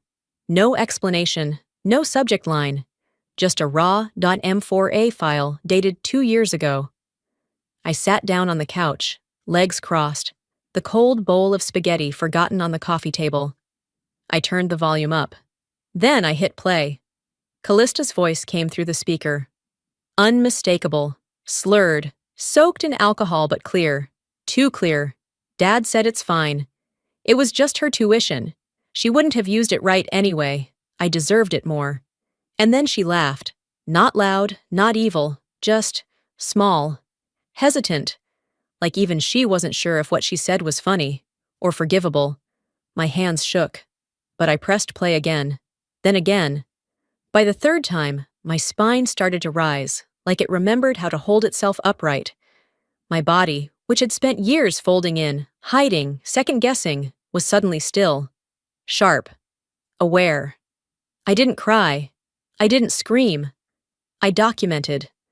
I paired the audio with what I'd kept over the years, screenshots of family photos where I'd been cropped out, certificates where my name had been removed, emails about the trust fund I supposedly never touched, documents with signatures I didn't remember giving. Then I wrote a single line on my social feed, erased on paper, rewritten in silence. Until now. No names, no edits, just the truth. And I posted it. By morning, it had taken on a life of its own. First, a Facebook community group picked it up. Then, a college watchdog account reposted it. Strangers began recognizing the voice. Others recognized the story. Comments flooded in, some with disbelief, some with fury, many with solidarity. A few even mentioned they'd been classmates with Callista and had heard rumors, but never knew the whole story. By noon, Callista's engagement announcement vanished from her timeline. By 3, I received an anonymous email. The sender's address was untraceable, but the tone was formal, curt, almost nervous. You didn't hear this from me, but her enrollment fee came from an account under your name. Our system still lists you as the payer. Her records never included your family's home address. I logged into my old student portal, pulled up the archived documents. Sure enough, self-funded student. My name, my records, my identity. They hadn't just removed me from the narrative. They'd inserted her in my place, on forms, in systems, in spaces I'd been told I wasn't worthy of. For years, I thought I didn't matter. But they hadn't ignored me. They'd used me, quietly, conveniently. And the weight of that realization wasn't crushing, it was clarifying. That evening, headlines shifted. A quiet announcement was made on the neighborhood website. Joseph Hartley has stepped down from the foundation board for personal reasons. My father, the man who'd said nothing when I disappeared from family holidays, who called me emotional for asking about the trust, was no longer on the board he cherished. Callista deleted her entire social media presence. And then there was the letter. A real one, handwritten, on floral stationery that looked like it came from Mom's church circle. The signature was neat, familiar. We need to talk, just us. Civilly. I folded it once, then twice. I didn't cry. I didn't hope. Instead, I opened my email. Composed a reply. Short, final. Civility comes after truth. And you haven't said it yet. That was all. I wasn't begging for restoration. I was revealing what they tried to bury. Healing didn't come wrapped in an apology. It didn't arrive with a bow tied in remorse or a dramatic reckoning. No. Healing began the moment I stopped asking for their approval and started telling the truth. That morning was cold. The wind had teeth, tugging at the hem of my coat as I walked the familiar path toward the cemetery. The sky was dry, but the earth felt wet beneath my boots, like it had been weeping in secret, too proud to show it. I felt that quiet grief, the kind that doesn't announce itself, but lives in the bones. I reached Evelyn's grave and knelt down. The stone had collected a layer of fallen leaves, and I brushed them away gently, my fingers grazing the carved letters of her name. I pulled a yellowed envelope from my bag. I had found it tucked in the bottom of an old cedar box in her attic, hidden, sealed, and worn thin by time. I opened it carefully, the paper soft at the edges. The ink had faded, but the words had not lost their weight. I read aloud in a voice just above a whisper, like I was speaking to the roots beneath me. They will call you ungrateful. Let them. You are whole. I stopped. Let the words settle in the air. Around me, the wind stilled as if listening. They will say you've turned your back on family. But what they mean is, you stopped playing a part that was never written for you. A breath caught in my throat, but it wasn't sadness. It was release. The kind of truth that doesn't hurt, only frees. Back at home that afternoon, I found a message in my inbox. It was from Jonas Elroy, Callista's ex. We hadn't spoken in years, and even when we had, it was brief. He never quite fit in with our family's polished performances, so they cast him aside too. Hey, the message began. I know it's probably strange hearing from me, But I figured you deserved this. Attached were a series of screenshots. Old messages from Callista things she'd sent him late at night, I assumed, when she thought no one would ever see. Grandma always loved her more. That's why I had to be perfect. She didn't even try, and Evelyn still chose her. I had to earn everything, even love.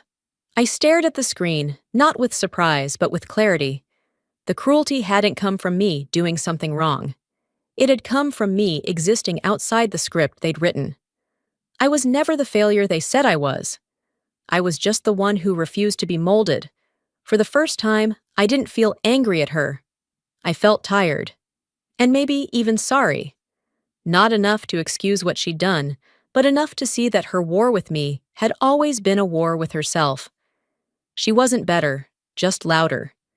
Later that week, I met my mother at a coffee shop she picked. A quiet place with soft music, where people seemed to whisper even when they laughed. She sat across from me, her hands folded neatly like a student in trouble, wearing a pink cardigan I'd never seen before. Her eyes were swollen, as if she hadn't slept. "I just wanted to say I'm sorry," she began, voice delicate. "For what people are saying. It's hurting our name." I waited.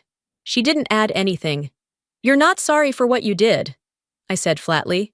"You're sorry people found out. That's not the same thing." Her bottom lip trembled. Maybe she wanted me to offer a bridge, a touch, a way back. But that wasn't mine to give anymore. We didn't say much after that.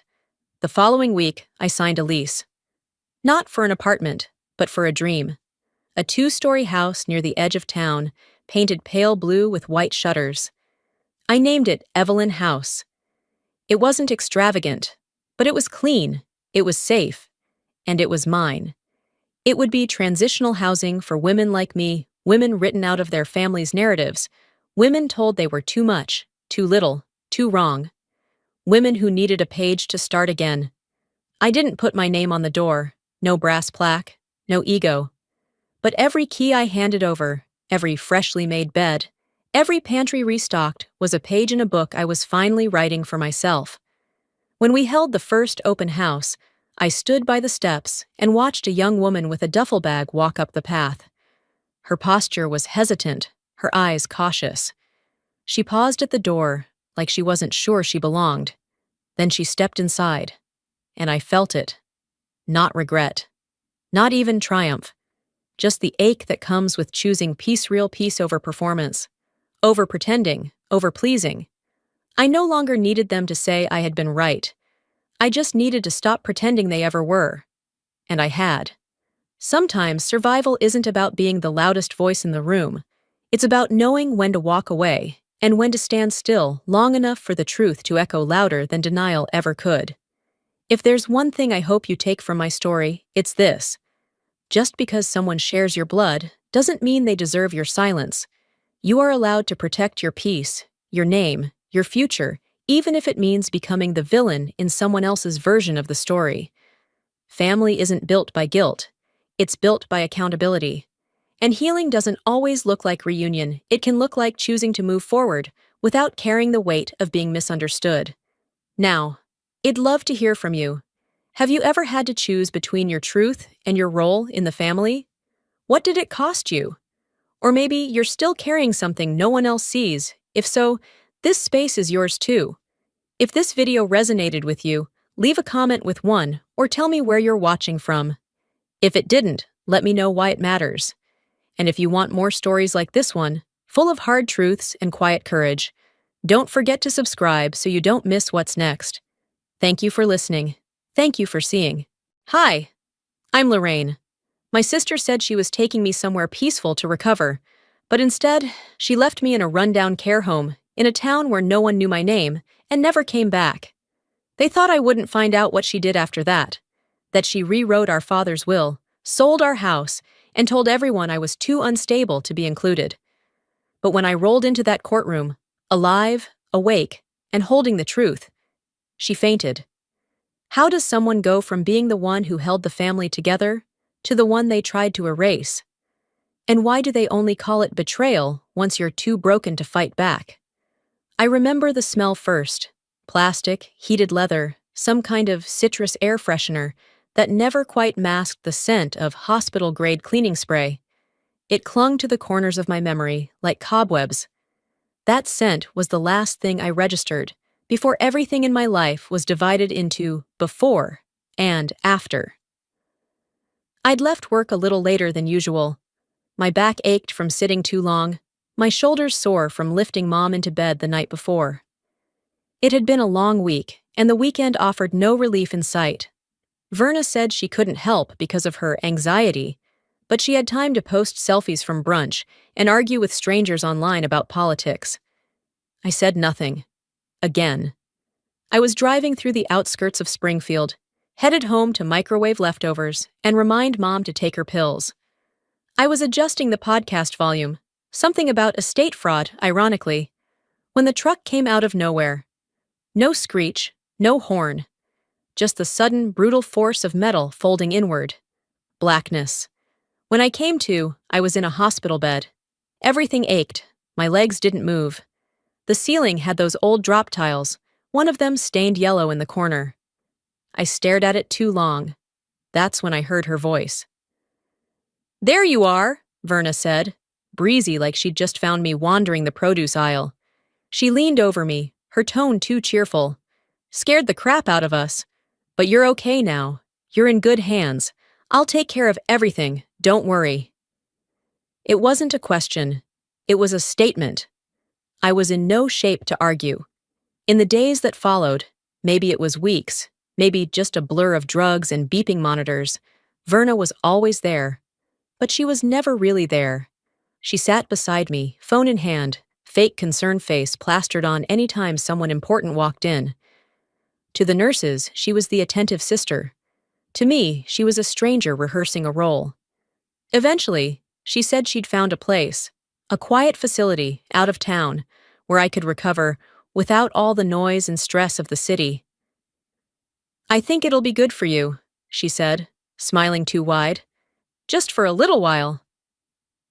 I wasn't in a place to push back. She handled the discharge papers, the arrangements, the transport. I was wheeled out of that hospital and into a private van like cargo. The ride was long, longer than she'd said it would be. Fields gave way to cracked pavement, chain-link fences, boarded-up storefronts. She talked the whole time, but I barely registered her words. Something about starting fresh, time to rest, letting go. When the van finally stopped, I looked up at the sign.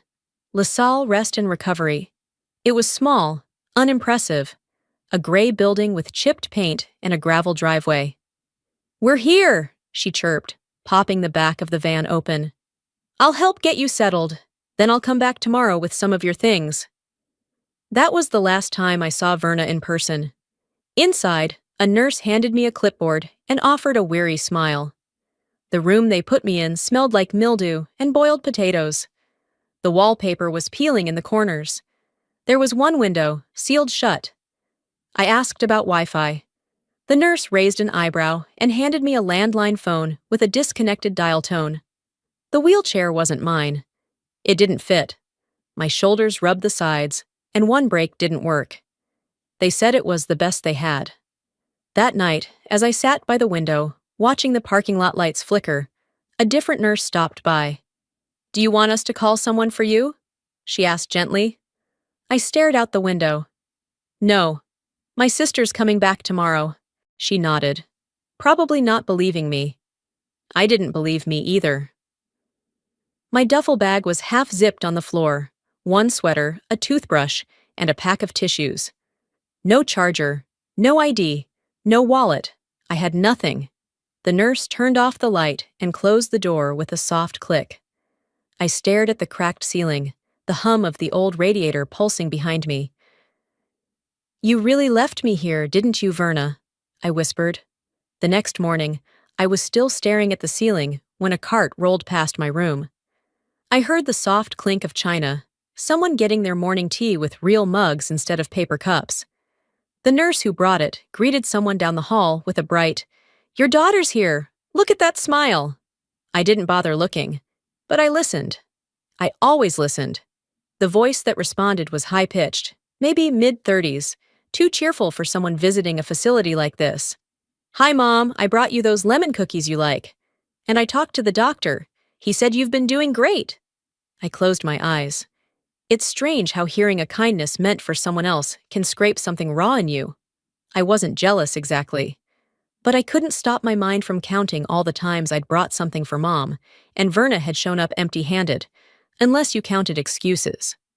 Once, she told me she couldn't help pay for Dad's oxygen tanks because she had emotional labor burnout. But somehow, that same week, she managed to afford floor seats at a basketball game. When I confronted her, she just blinked and said, "You're the one who always needs to be in control, Lorraine. Why not own it?" The way she said it, like generosity was just a symptom of my ego, stuck in my ribs. After Dad's diagnosis, she moved back in under the pretense of helping out. But within days, I realized help meant watching TV on the couch while I drove back and forth between two jobs. I worked admin at a dentist's office from 8 to 2, and then managed inventory at a supply warehouse until close. Meanwhile, Verna told people she was our emotional anchor. Once, I overheard her telling a neighbor, "Lorraine's better with logistics. I'm better at the soft stuff." Yeah, like draining bank accounts with emotional overdrafts. The moment that never left me was when she asked to borrow $50 for groceries. I transferred it to her account before she finished the sentence. That Friday, I saw her tagged in a photo online. Concert lights, plastic beer cup in hand, flashing a peace sign in a band tee I'd seen her wear exactly once. "Grocery shopping went well?" I texted. She never replied. But 2 days later, she posted a quote on social media. "Some people only give to throw it in your face." I didn't say a word. Not then. I was the one who made sure Dad got to every cardiology appointment. I tracked every dosage, every test result. When he passed away, it was me who picked out the casket, reviewed the invoice, coordinated with the funeral home. Verna arrived 15 minutes before the service began, wearing dramatic sunglasses and a silk scarf like she was channeling some vintage movie star. She hugged me just long enough for the cameras, then walked to the front and gave a eulogy that opened with, "Dad and I were always close, in a quiet kind of way." Quiet, sure, if you define close as skipping holidays and texting on birthdays 2 days late. After the service, while I dealt with the paperwork and funeral home payments, $11,000 all out of my account, she drifted off with some second cousin to grab a drink and decompress. Not one person said thank you. Not for the arrangements. Not for covering costs. Not for being the one who showed up every day, even when it hurt. I guess I shouldn't have expected it. But part of me did.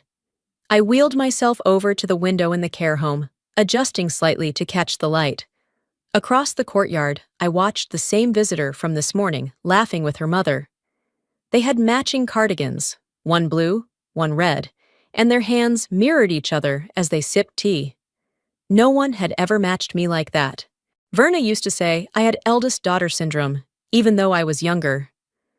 "You act like the weight of the world is yours to carry," she once muttered during an argument. "That's not noble. It's exhausting." She wasn't wrong. But she also wasn't the one holding anything. Looking back now, it's hard to tell when I stopped being a sister and became something else. The errand runner, the emergency contact, the ATM. Maybe that's why it was so easy for her to leave me here. A nurse passed by and gave me a smile I didn't return. I shifted in the wheelchair, feeling how the armrest still dug into my ribs. I had a red patch on my hip from how poorly it fit. I'd mentioned it to someone days ago. Nothing had changed. Back then, I would have fixed it myself, driven to the medical supply store, measured the dimensions, made it right. But here, I wasn't in charge. Here, I was just waiting. The overhead intercom buzzed. "Lunch trays are being delivered to rooms. Please remain seated." I stayed by the window. A thought flickered. I didn't know what I'd do with it yet, but it asked to exist. I turned and slowly rolled toward the nurse's desk. "Can I borrow a pen and some paper?" I asked, voice even. The nurse looked up, surprised. "Sure, hun. Anything you need to write down?" I took the pen without answering. Back in my room, I unfolded the page. I didn't know why I was writing, but it felt like the only thing I could still choose. She thought I would stay quiet forever. She was wrong. It didn't happen all at once. People like Verna don't lose your trust in a single moment. They chip away at it. They poke holes in your dignity so slowly, you mistake it for weathering. But I see it now. The turning point wasn't dramatic. It came wrapped in receipts and smiles. A few weeks after the accident, when the bruises had faded and I could sit up without help, Verna started showing up with folders. Manila envelopes, meticulously labeled. "Just some billing stuff," she'd say while flipping through them. "Forms for reimbursement, mileage logs, for caregiving." At first, I didn't question it. My body was still uncooperative, and frankly, I was too exhausted to read through itemized statements. But her tone started changing, subtle at first. Phrases like, "I've spent so much time here," or, "I've put everything else on hold for this, right?" Followed by, "You wouldn't want me to go under just because I'm helping you." Then came the checks. She'd sit on the edge of the bed, smooth out a form, and hand me a pen I could barely grip. "This one's for the wheelchair adjustment," she said one afternoon. "And this one's for the transportation to your last appointment. You remember, right?" I didn't. But I signed. She leaned in close that time, not even trying to hide the irritation in her voice. "You know this is costing me, right?" That night, when I pretended to sleep, I heard her pacing outside the door. I caught snippets of a phone call. "No, she doesn't say much. Yeah, basically I'm her only support. Of course I should be compensated. Who else is doing anything for her?" I lay still, heat building in my throat. The next morning, I asked about my laptop. "Oh," she said, eyes darting away. "I gave it away. You weren't using it. Someone else needed it more." I asked for my bank card. She said she'd consolidated everything into one account, for simplicity. "You had too many loose ends," she added, like I was a messy drawer she'd finally organized. I tried logging into my accounts. Passwords had been changed. The phone she gave me had no service, no apps, nothing but a contacts list with her name and the main line to the care facility. When I asked about it, she waved her hand. "Lorraine, don't get paranoid. I'm just trying to help. Trust is a two-way street." A phrase that only ever gets used when someone's already violated it. That night, I wrote down every account number I could remember, scribbled on napkins, corner pages of a takeout menu, a used envelope I found in the common area. It wasn't much, but it was mine. That was the night I realized Verna didn't think of herself as my sister anymore. She thought of herself as my manager. She started spacing out her visits after that. At first, she came every few days, then once a week. Eventually, she just called in to check. That's when I knew something had shifted. She didn't need to play the role anymore. The papers were signed. The money had moved. I was no longer a risk. I was a resolved asset. Back in the present, I folded the pages I'd written and slid them into the spine of a book on the shelf near my bed. It was a copy of To Kill a Mockingbird, left behind by another resident. Seemed fitting. The next day, the nurse poked her head in after lunch. "No call again?" she said softly. "Want us to follow up?" I shook my head. "No. She's exactly where she wants to be." After she left, I sat alone for a while, watched the tree branches sway beyond the glass. At some point, I reached for the drawer and pulled out the notes again. This time, I didn't just look at them. I added to them, line by line. Anything I remembered, any document, any pin, any date. I wasn't planning a war. I was reclaiming my name. And it started with refusing to let someone else speak it for me. The envelope was old, but the ink on the signature had never faded. I took it out gently, smoothing the crumpled edges with my palm. It had been hidden behind a stack of worn blankets and 2 unopened puzzle boxes someone had donated years ago. Funny how the things that matter most end up wedged behind things no one wants. I placed it on my lap, stared at it for a moment, then tucked it under my pillow. I wasn't ready, not yet. Instead, I wheeled myself into the hallway and stopped at the lounge where sunlight poured through the windows, warming the floor tiles. There was a woman sitting by the fireplace, probably in her 70s, talking to a hospice volunteer in a blue fleece jacket. Their voices were soft, unremarkable. I wasn't listening until I heard the word Whitlow. My head turned before I could stop myself. "She passed a few months ago," the volunteer said. "Lovely woman, very gentle. Her daughter set up a beautiful service. Small, tasteful, just family." My lungs stopped. It was like someone had poured cold water down the back of my neck. "Excuse me," I said, trying to keep my voice even. "Who passed?" The volunteer turned to me with a kind expression that made everything worse. "Oh, your mother, dear. I assumed you knew. Verna, right? She said you two were distant." "Distant," I repeated, like the word had just been invented. She nodded quickly, already regretting saying anything. "I'm so sorry. I thought you'd been informed." I didn't respond. I just turned away and rolled back toward my room, moving faster than usual, ignoring the squeaky wheel on the right side. Inside, I shut the door softly, then stared at my reflection in the dark window. My hands had started shaking again. I tucked them under the blanket. Verna buried our mother without telling me. The woman who nursed me through chickenpox, who taught me how to sew a button back on when I was 12, who once stayed up all night holding me during a thunderstorm. I didn't get to say goodbye. I didn't get to see her face one last time.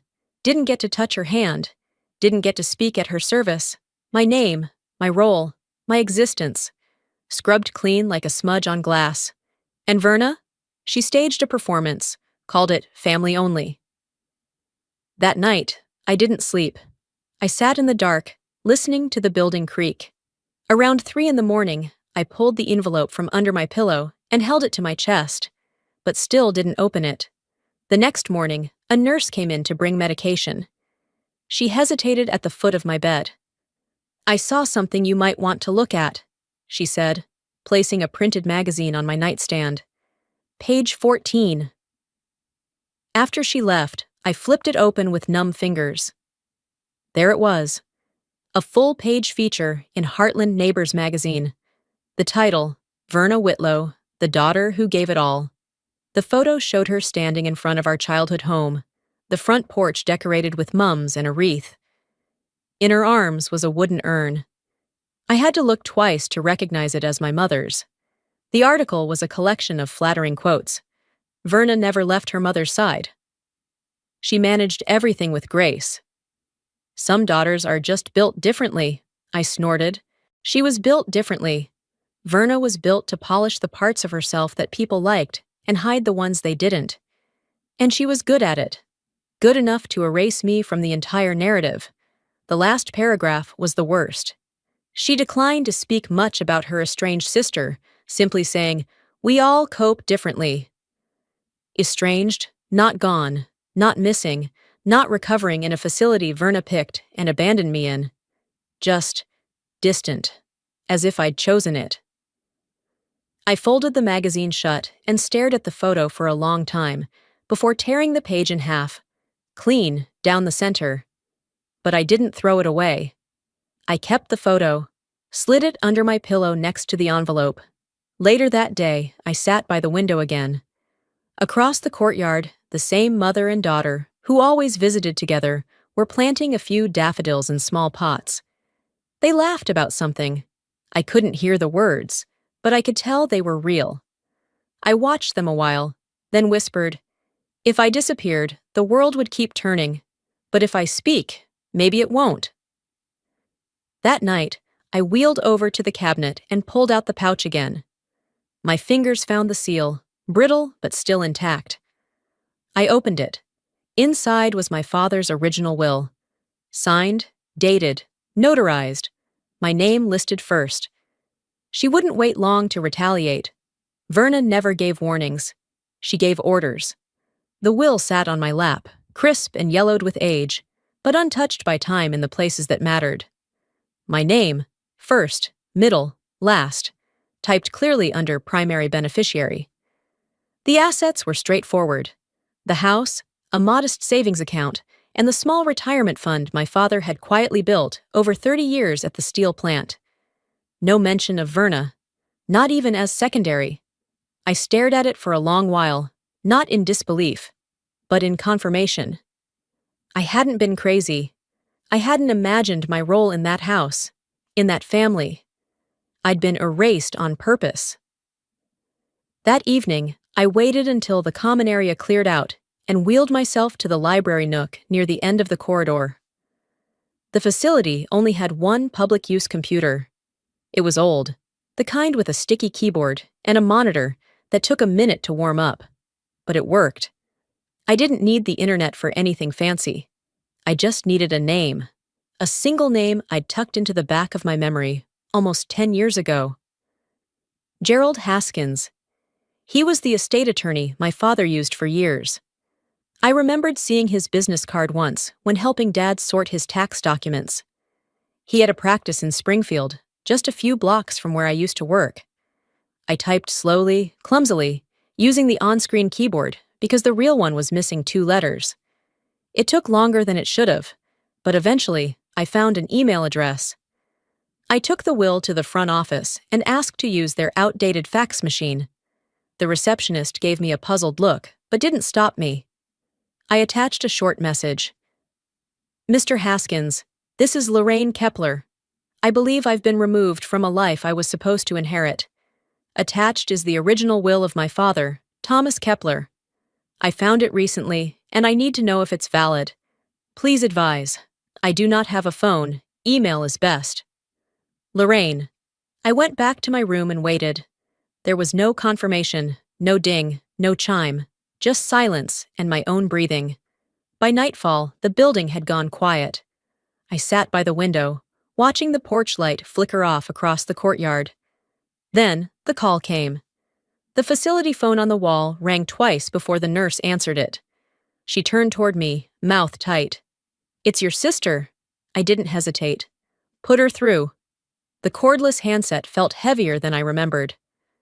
Lorraine, Verna began, voice soft and syrupy. Hey, just wanted to check in. Everything okay? I let the pause hang in the air. Actually, I said, things are finally starting to be. There was silence on her end. Then a shift in tone, less concerned, more alert. You haven't done anything reckless, have you? I stared out the window. Would it make a difference if I had? Another silence, this one taut and unmistakable. You know this doesn't have to get ugly. It already is, I replied flatly. She hung up. I didn't slam the phone back onto the hook. I didn't raise my voice or clench my fists. I simply lowered the receiver, folded my hands in my lap, and breathed. That was her warning. She had no idea I just gave mine. The next morning, the receptionist stopped by my door. Someone named Haskins emailed you back, she said. Wants to know if you can come in or do a phone consult. I asked her to print the message. It was brief, professional. He confirmed the will looked legitimate and asked if I had the physical copy in my possession. I replied immediately, yes, I want to meet. That afternoon, I asked Silas, the only person in this place who seemed to see me without pity, if he had a car. He did. I need a ride to Springfield, I said. It's time someone heard my side of things. He didn't ask why. He just nodded. I'll fill the tank. You cover the truth, he said with a wink. I packed the will in a protective folder. No fluff, no makeup. Just my name, my story, and the truth, sealed in a manila envelope I now held like a torch. The drive to Springfield took just under 2 hours. Silas kept the windows cracked and the radio low, classical piano drifting in and out like the breeze. He didn't press me for details. That was the thing about Silas. He gave space without making it feel like distance. When we pulled into the parking lot of Haskins and Weller, a modest 2-story office building wedged between an insurance agency and an old diner, I checked my reflection in the sun visor. No makeup, hair pulled back tight, lips dry. I looked tired, but clear-eyed. I needed nothing more. Inside, the receptionist barely glanced up before motioning us toward the elevator. "Second floor, room 204, she said. "He's expecting you." Silas waited outside in the hallway, and I rolled into the room alone. Gerald Haskins looked older than I remembered. Thinner, with a jaw that seemed permanently set like he'd just been handed bad news. But his eyes were sharp, and when he saw me, something flickered behind them. Recognition, maybe guilt. "Lorraine Kepler," he said, standing. "I wasn't sure you'd show up in person." "I needed to look someone in the eye," I replied, placing the envelope on the table between us. He didn't touch it. "I've already reviewed the scanned copy. It's authentic, filed under your father's account. I verified the notary's signature myself." I nodded once. "Then why am I not in the current estate records?" He hesitated, then leaned back in his chair. "Because someone else filed a new version, about 6 months ago." I expected that. Still stung. "Verna?" I asked, though I already knew. "She claimed you were no longer capable of managing affairs, submitted a doctor's letter, unsigned, and said the original will had been misplaced." "Misplaced," I repeated dryly. "She also claimed she was the only family member involved in end-of-life care." "Of course she did." "She's currently filing a motion to secure the estate, claims there's instability on your end. She's working with another firm now, her own attorney." That's when I laughed. It came out clipped and humorless. "So she's trying to claim the house, the account, and rewrite the story while she's at it." Mr. Haskins didn't respond. "Can we stop her?" "Yes. But you'll need to contest her filing, and present this." He tapped the envelope. "Done." He looked surprised. "You want to move that fast?" "She moved first. I'm just showing up." Later that afternoon, we arranged for a meeting with the court's preliminary hearing officer. Gerald said he'd call to expedite the process. Before I left his office, I handed him a flash drive. He tilted his head. "What's this?" "An audio file, my mother, recorded 3 days before she died." He took it without asking how I'd gotten it. I appreciated that. The next scheduled court appearance was in 10 days, but Verna didn't wait that long to make her move. 2 weeks later, we returned for the initial hearing prep. This time, I didn't just sit in silence. We walked into the lawyer's office, Silas steadying my chair with one hand while balancing 2 coffees in the other. Inside, I heard her voice before I saw her. "She's not in a state to manage a legal process," Verna was saying. "Emotionally compromised, physically limited, and frankly, unstable since the accident. I'm only trying to ensure the assets don't fall into disarray." The lawyer she spoke to was young, probably 10 years her junior, and looked more confused than convinced. He opened his mouth to reply, but I beat him to it. "Good thing I'm not dead, then." Verna turned, startled. I rolled forward. "And very much not insane." Her face lost color. How did?" "Surprise," I said, resting the envelope on the table. "Turns out I still exist." The lawyer blinked at both of us, clearly unsure whose client he even belonged to. Verna recovered quickly, eyes narrowing. "This isn't going to work, Lorraine. Nobody is going to believe—" I cut her off. "You used our mother's funeral to erase me. You used your own lies to steal from a woman who couldn't walk. But sure, tell me more about what people will believe." The room stayed quiet. Even Silas stood still. I pulled out the flash drive. "Before you file anything else, maybe listen to Mom's voice first." I handed it to the young attorney. "She says my name, full, clear. Says I took care of her, that I was her strength. Says to protect me, because she knew what was coming." Verna's voice cracked. "How dare you use that? That recording isn't legal." I turned to her. "That voice raised us. The least it can do is stop you." The lawyer turned to Verna. "We'll need to delay filing your motion." Her lips curled. "You always did know how to stage a scene." "No," I said, standing, or rather, sitting, taller. "I just stopped letting you write the script." As we left the building, she followed me into the hallway. You think this changes anything? I didn't answer. Verna stepped closer. You're still a nobody in a wheelchair. You think a folder of paper and some old voice memo gives you value? I met her eyes. Calm, steady. If that's true, I said, then why are you shaking? She didn't reply. Just stood there. I reached into my bag and handed her a court document, folded but pristine. See you in front of the judge. Verna didn't say a word as I handed her the court notice. She took it stiffly, eyes scanning the paper, but not really reading it. Her fingers were trembling, and for the first time in a long while, I didn't feel smaller than her. I felt steady.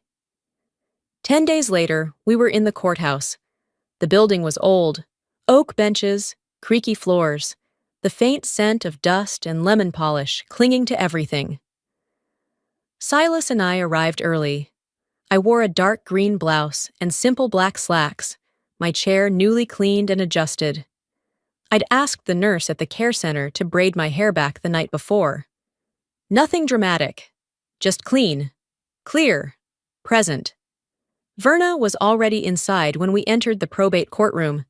She stood near the front, surrounded by 3 women I recognized from a church flyer she'd once posted on Facebook, women who had no idea what they were standing next to. She was dressed in soft beige, with her hair styled tight, carrying a sleek leather folio, like she was heading to a charity board meeting instead of a courtroom. At first, no one noticed me. I was just another person being pushed into a space by a companion. But then I wheeled myself forward. The moment I opened my folder and placed the original will on the clerk's table, heads turned. The judge adjusted his glasses. Ms. Kepler, we weren't expecting your physical presence today. I looked him square in the eye. Which is exactly why I'm here. Verna's mouth dropped slightly, then snapped shut like a trap being set. I didn't look at her. Not yet. The hearing began. Mr. Haskins presented the will, the verification from the notary, and a copy of my father's estate documents. Then he played the audio clip, Mom's voice filling the room, gentle but certain. If anything happens to me, you protect Lorraine. She's the only reason I held on this long. The courtroom was silent. Verna's lawyer, young, overeager, attempted to object, claiming the recording was inadmissible. The judge raised a hand, dismissing the protest with practiced calm. Then he turned to me. Ms. Kepler, is there anything you'd like to say before I issue preliminary ruling? I didn't prepare a speech. I didn't rehearse anything, but the words came out smooth. I don't want her to apologize, I said. I don't need her to explain. I just want her to know one thing. I turned, locking eyes with Verna. You will never set foot in that house again. Not because I claimed it back, but because it was never yours to begin with. You could hear a pin drop. One of the women beside Verna shifted uncomfortably. Another glanced away. Even the clerk stopped scribbling for a second. Verna went pale, the kind of pale that starts at the throat and climbs to the cheeks. Her jaw clenched, but she didn't interrupt. For once, she didn't have a line prepared. The judge nodded slowly. Motion to secure the estate under contested claim is denied. We will proceed with full review based on this newly presented documentation. Temporary hold on transfers. Both parties will be notified of the formal hearing date. The gavel struck once. It was done. For now. Outside the courtroom, the air felt heavier. Verna walked ahead of her little entourage, no longer speaking. She made it as far as the stairs before her knees buckled. A gasp rippled through the group. One of her friends grabbed her elbow. Verna collapsed onto the bottom step, eyes glazed. Someone called for an ambulance, but no one rushed to hold her hand. Silas stood beside me, hands in his pockets. You all right? He asked gently. I exhaled through my nose. I'm not shaking, that's new. We waited until the paramedics arrived. Verna refused the stretcher, pride, even now. She sat in silence while the EMTs checked her vitals. I didn't approach. I wasn't there to gloat. I was there to exist, Loudly, legally, undeniably. As we rolled back toward the parking lot, Silas reached into his bag and pulled out a thick folder. "They want you to speak," he said, placing it on my lap. I looked at him. "At the upcoming community hearing," he added, "on elder care abuse. Someone from the committee heard about your case, said your voice might matter." It took me a second to answer. "They want me to speak," I repeated. He nodded. "This time, for yourself." I sat with the folder in my lap the entire drive back to LaSalle. The courthouse behind us, the road ahead silent and open. Silas didn't say much. He never did, unless it mattered. The weight of what had just happened still hadn't fully landed. Maybe it wouldn't until I walked through the door of the house again. 1 week later, we returned to Springfield. Not for court this time, for something else entirely. The front lawn of the old house had gone wild. Grass up past the ankles, weeds curling over the sidewalk. I sat in the car a moment longer, staring at the porch light fixture that hadn't worked since 2014. Still crooked. Still there. Silas stepped around to my side and opened the door. "You sure you want to do this today?" he asked. I nodded. "I'm sure." He rolled me up the ramp we'd installed years ago for Mom, and I reached into my bag. The key felt warm from my palm. I placed it on the kitchen table the moment we were inside. "No more locks," I said. He glanced at me. "You want it open to the world?" "Not the world," I replied. "Just the people who need something like this." We started cleaning that day. It wasn't glamorous. It was dust and cobwebs and the occasional dead mouse. But as we moved through the rooms, Mom's bedroom, the sunroom, the basement, I didn't feel haunted. I felt grounded. We didn't change everything. Some wallpaper stayed. The creaky stairs remained. But I bought paint. I picked new light fixtures. We updated the plumbing. The city sent a few permits after a local contractor vouched for us. Turns out kindness goes a long way when you're not asking for much. A week into renovations, Silas brought in an old blueprint spread across a folding table in what used to be the dining room. "You're gonna want to see this," he said. He laid it out carefully, brushing crumbs from his sleeve. The drawing wasn't fancy. Pencil lines, scribbled notes. But it was a layout for a recovery center. Adaptable rooms, therapy space, shared kitchen. "I had it made years ago," he said. "Back when I thought I'd turn my dad's place into something similar." I looked up. "Why didn't you?" He smiled without warmth. "My brother had other plans. I didn't have the will to fight him. And then, I figured maybe I didn't deserve it either." I touched the corner of the paper. "You do." He shook his head. "You do now? And this might be what you make with what she tried to steal from you." That night, he handed me an envelope. Inside, a check. "I sold some land I had. It wasn't doing anything but sitting there. Use this to start what you wished you had when you were on your own." I didn't cry. I just folded the paper, placed it in the folder with the rest of the permits, and whispered, "Thank you." 3 weeks later, the sign went up. Hearthlight House. Support and restoration for the overlooked. We had a soft opening. Nothing fancy. No ribbon cutting. No press release. Just a note on the door that said, "If you've been forgotten, overlooked, or discarded, we see you. We're here." The first person to knock was a young woman named Elise, mid-20s, quiet, withdrawn. She'd been in a car accident last year and hadn't heard from her parents since they learned she might not walk again. She barely spoke when I answered the door. Just held up the flyer we'd posted at the clinic downtown and asked, "Is this place real?" I moved aside. "Come in. We don't do questions here. We do rebuilding." She crossed the threshold with hesitance, but she didn't look back. Later that night, I sat alone in what used to be the den, now repainted and refurnished. A small wooden drawer on the side table caught my eye. Inside was an envelope, cream-colored, handwritten. My name. It was from Verna. I didn't open it. But I didn't throw it away either. I didn't open the letter the next day, or the one after that. It stayed in the drawer, exactly where I left it, beneath a stack of intake forms and volunteer schedules. At some point, I slid it into a manila folder and labeled it Archive Family Matters. Silas saw the label and raised an eyebrow. That's one way to file it. You don't always need closure from the person who broke you, I said. Sometimes it comes from what you build after. He didn't argue. A week passed. Hearthlight started to find its rhythm. We weren't full, not even close, but that was never the point. It wasn't about numbers. It was about space, dignity, belonging.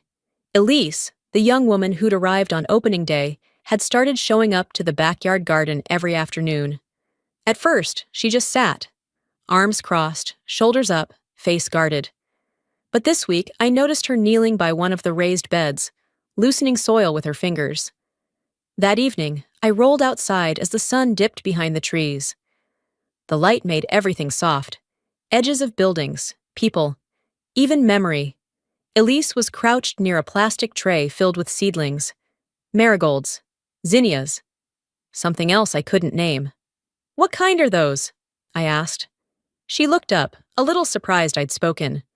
"Ones that don't give up easy," I smiled at that. "Those are the best kind." She didn't say much after that, but she didn't leave either. I stayed beside her, letting the silence stretch. Not uncomfortable, just full. "I used to think everything had to be healed," I said eventually. "Every crack filled, every scar faded. Now I think some wounds just need a purpose." She nodded once, still focused on the soil. Back inside, I passed Silas on his way to the front door. He was carrying a box of supplies from the hardware store. "Need help?" I asked. He shook his head. "Nope, just going to finish the trim in the east room." "How's your shoulder?" "Hurts like hell," he muttered, then smiled. "But worth it." We both laughed quietly, then went our separate ways. Later that evening, after everyone had eaten and the common rooms had gone quiet, I sat near the fireplace. The light flickered against the windows. Outside, it had started to drizzle. That's when I saw it. Through the fogged glass of the front door, a silhouette stood under the street lamp across the road. Still, watching. I didn't have to guess who it was. Verna. She didn't move toward the door. She didn't wave. She just stood there for a while, then turned and walked away, leaving something small on the welcome mat. I waited a few minutes before opening the door. There, in the soft glow of the porch light, sat a paper bag with a single potted plant inside. A small tag was tied to its stem, but it was blank. No message, no name. I picked it up carefully and carried it to the mantel above the fireplace. The pot was chipped. The soil was dry. But the plant, whatever it was, still had color, still held on. I didn't cry. I didn't forgive her. But I didn't hate her either. Some houses burned down. Others rebuild into something better. Mine grew roots.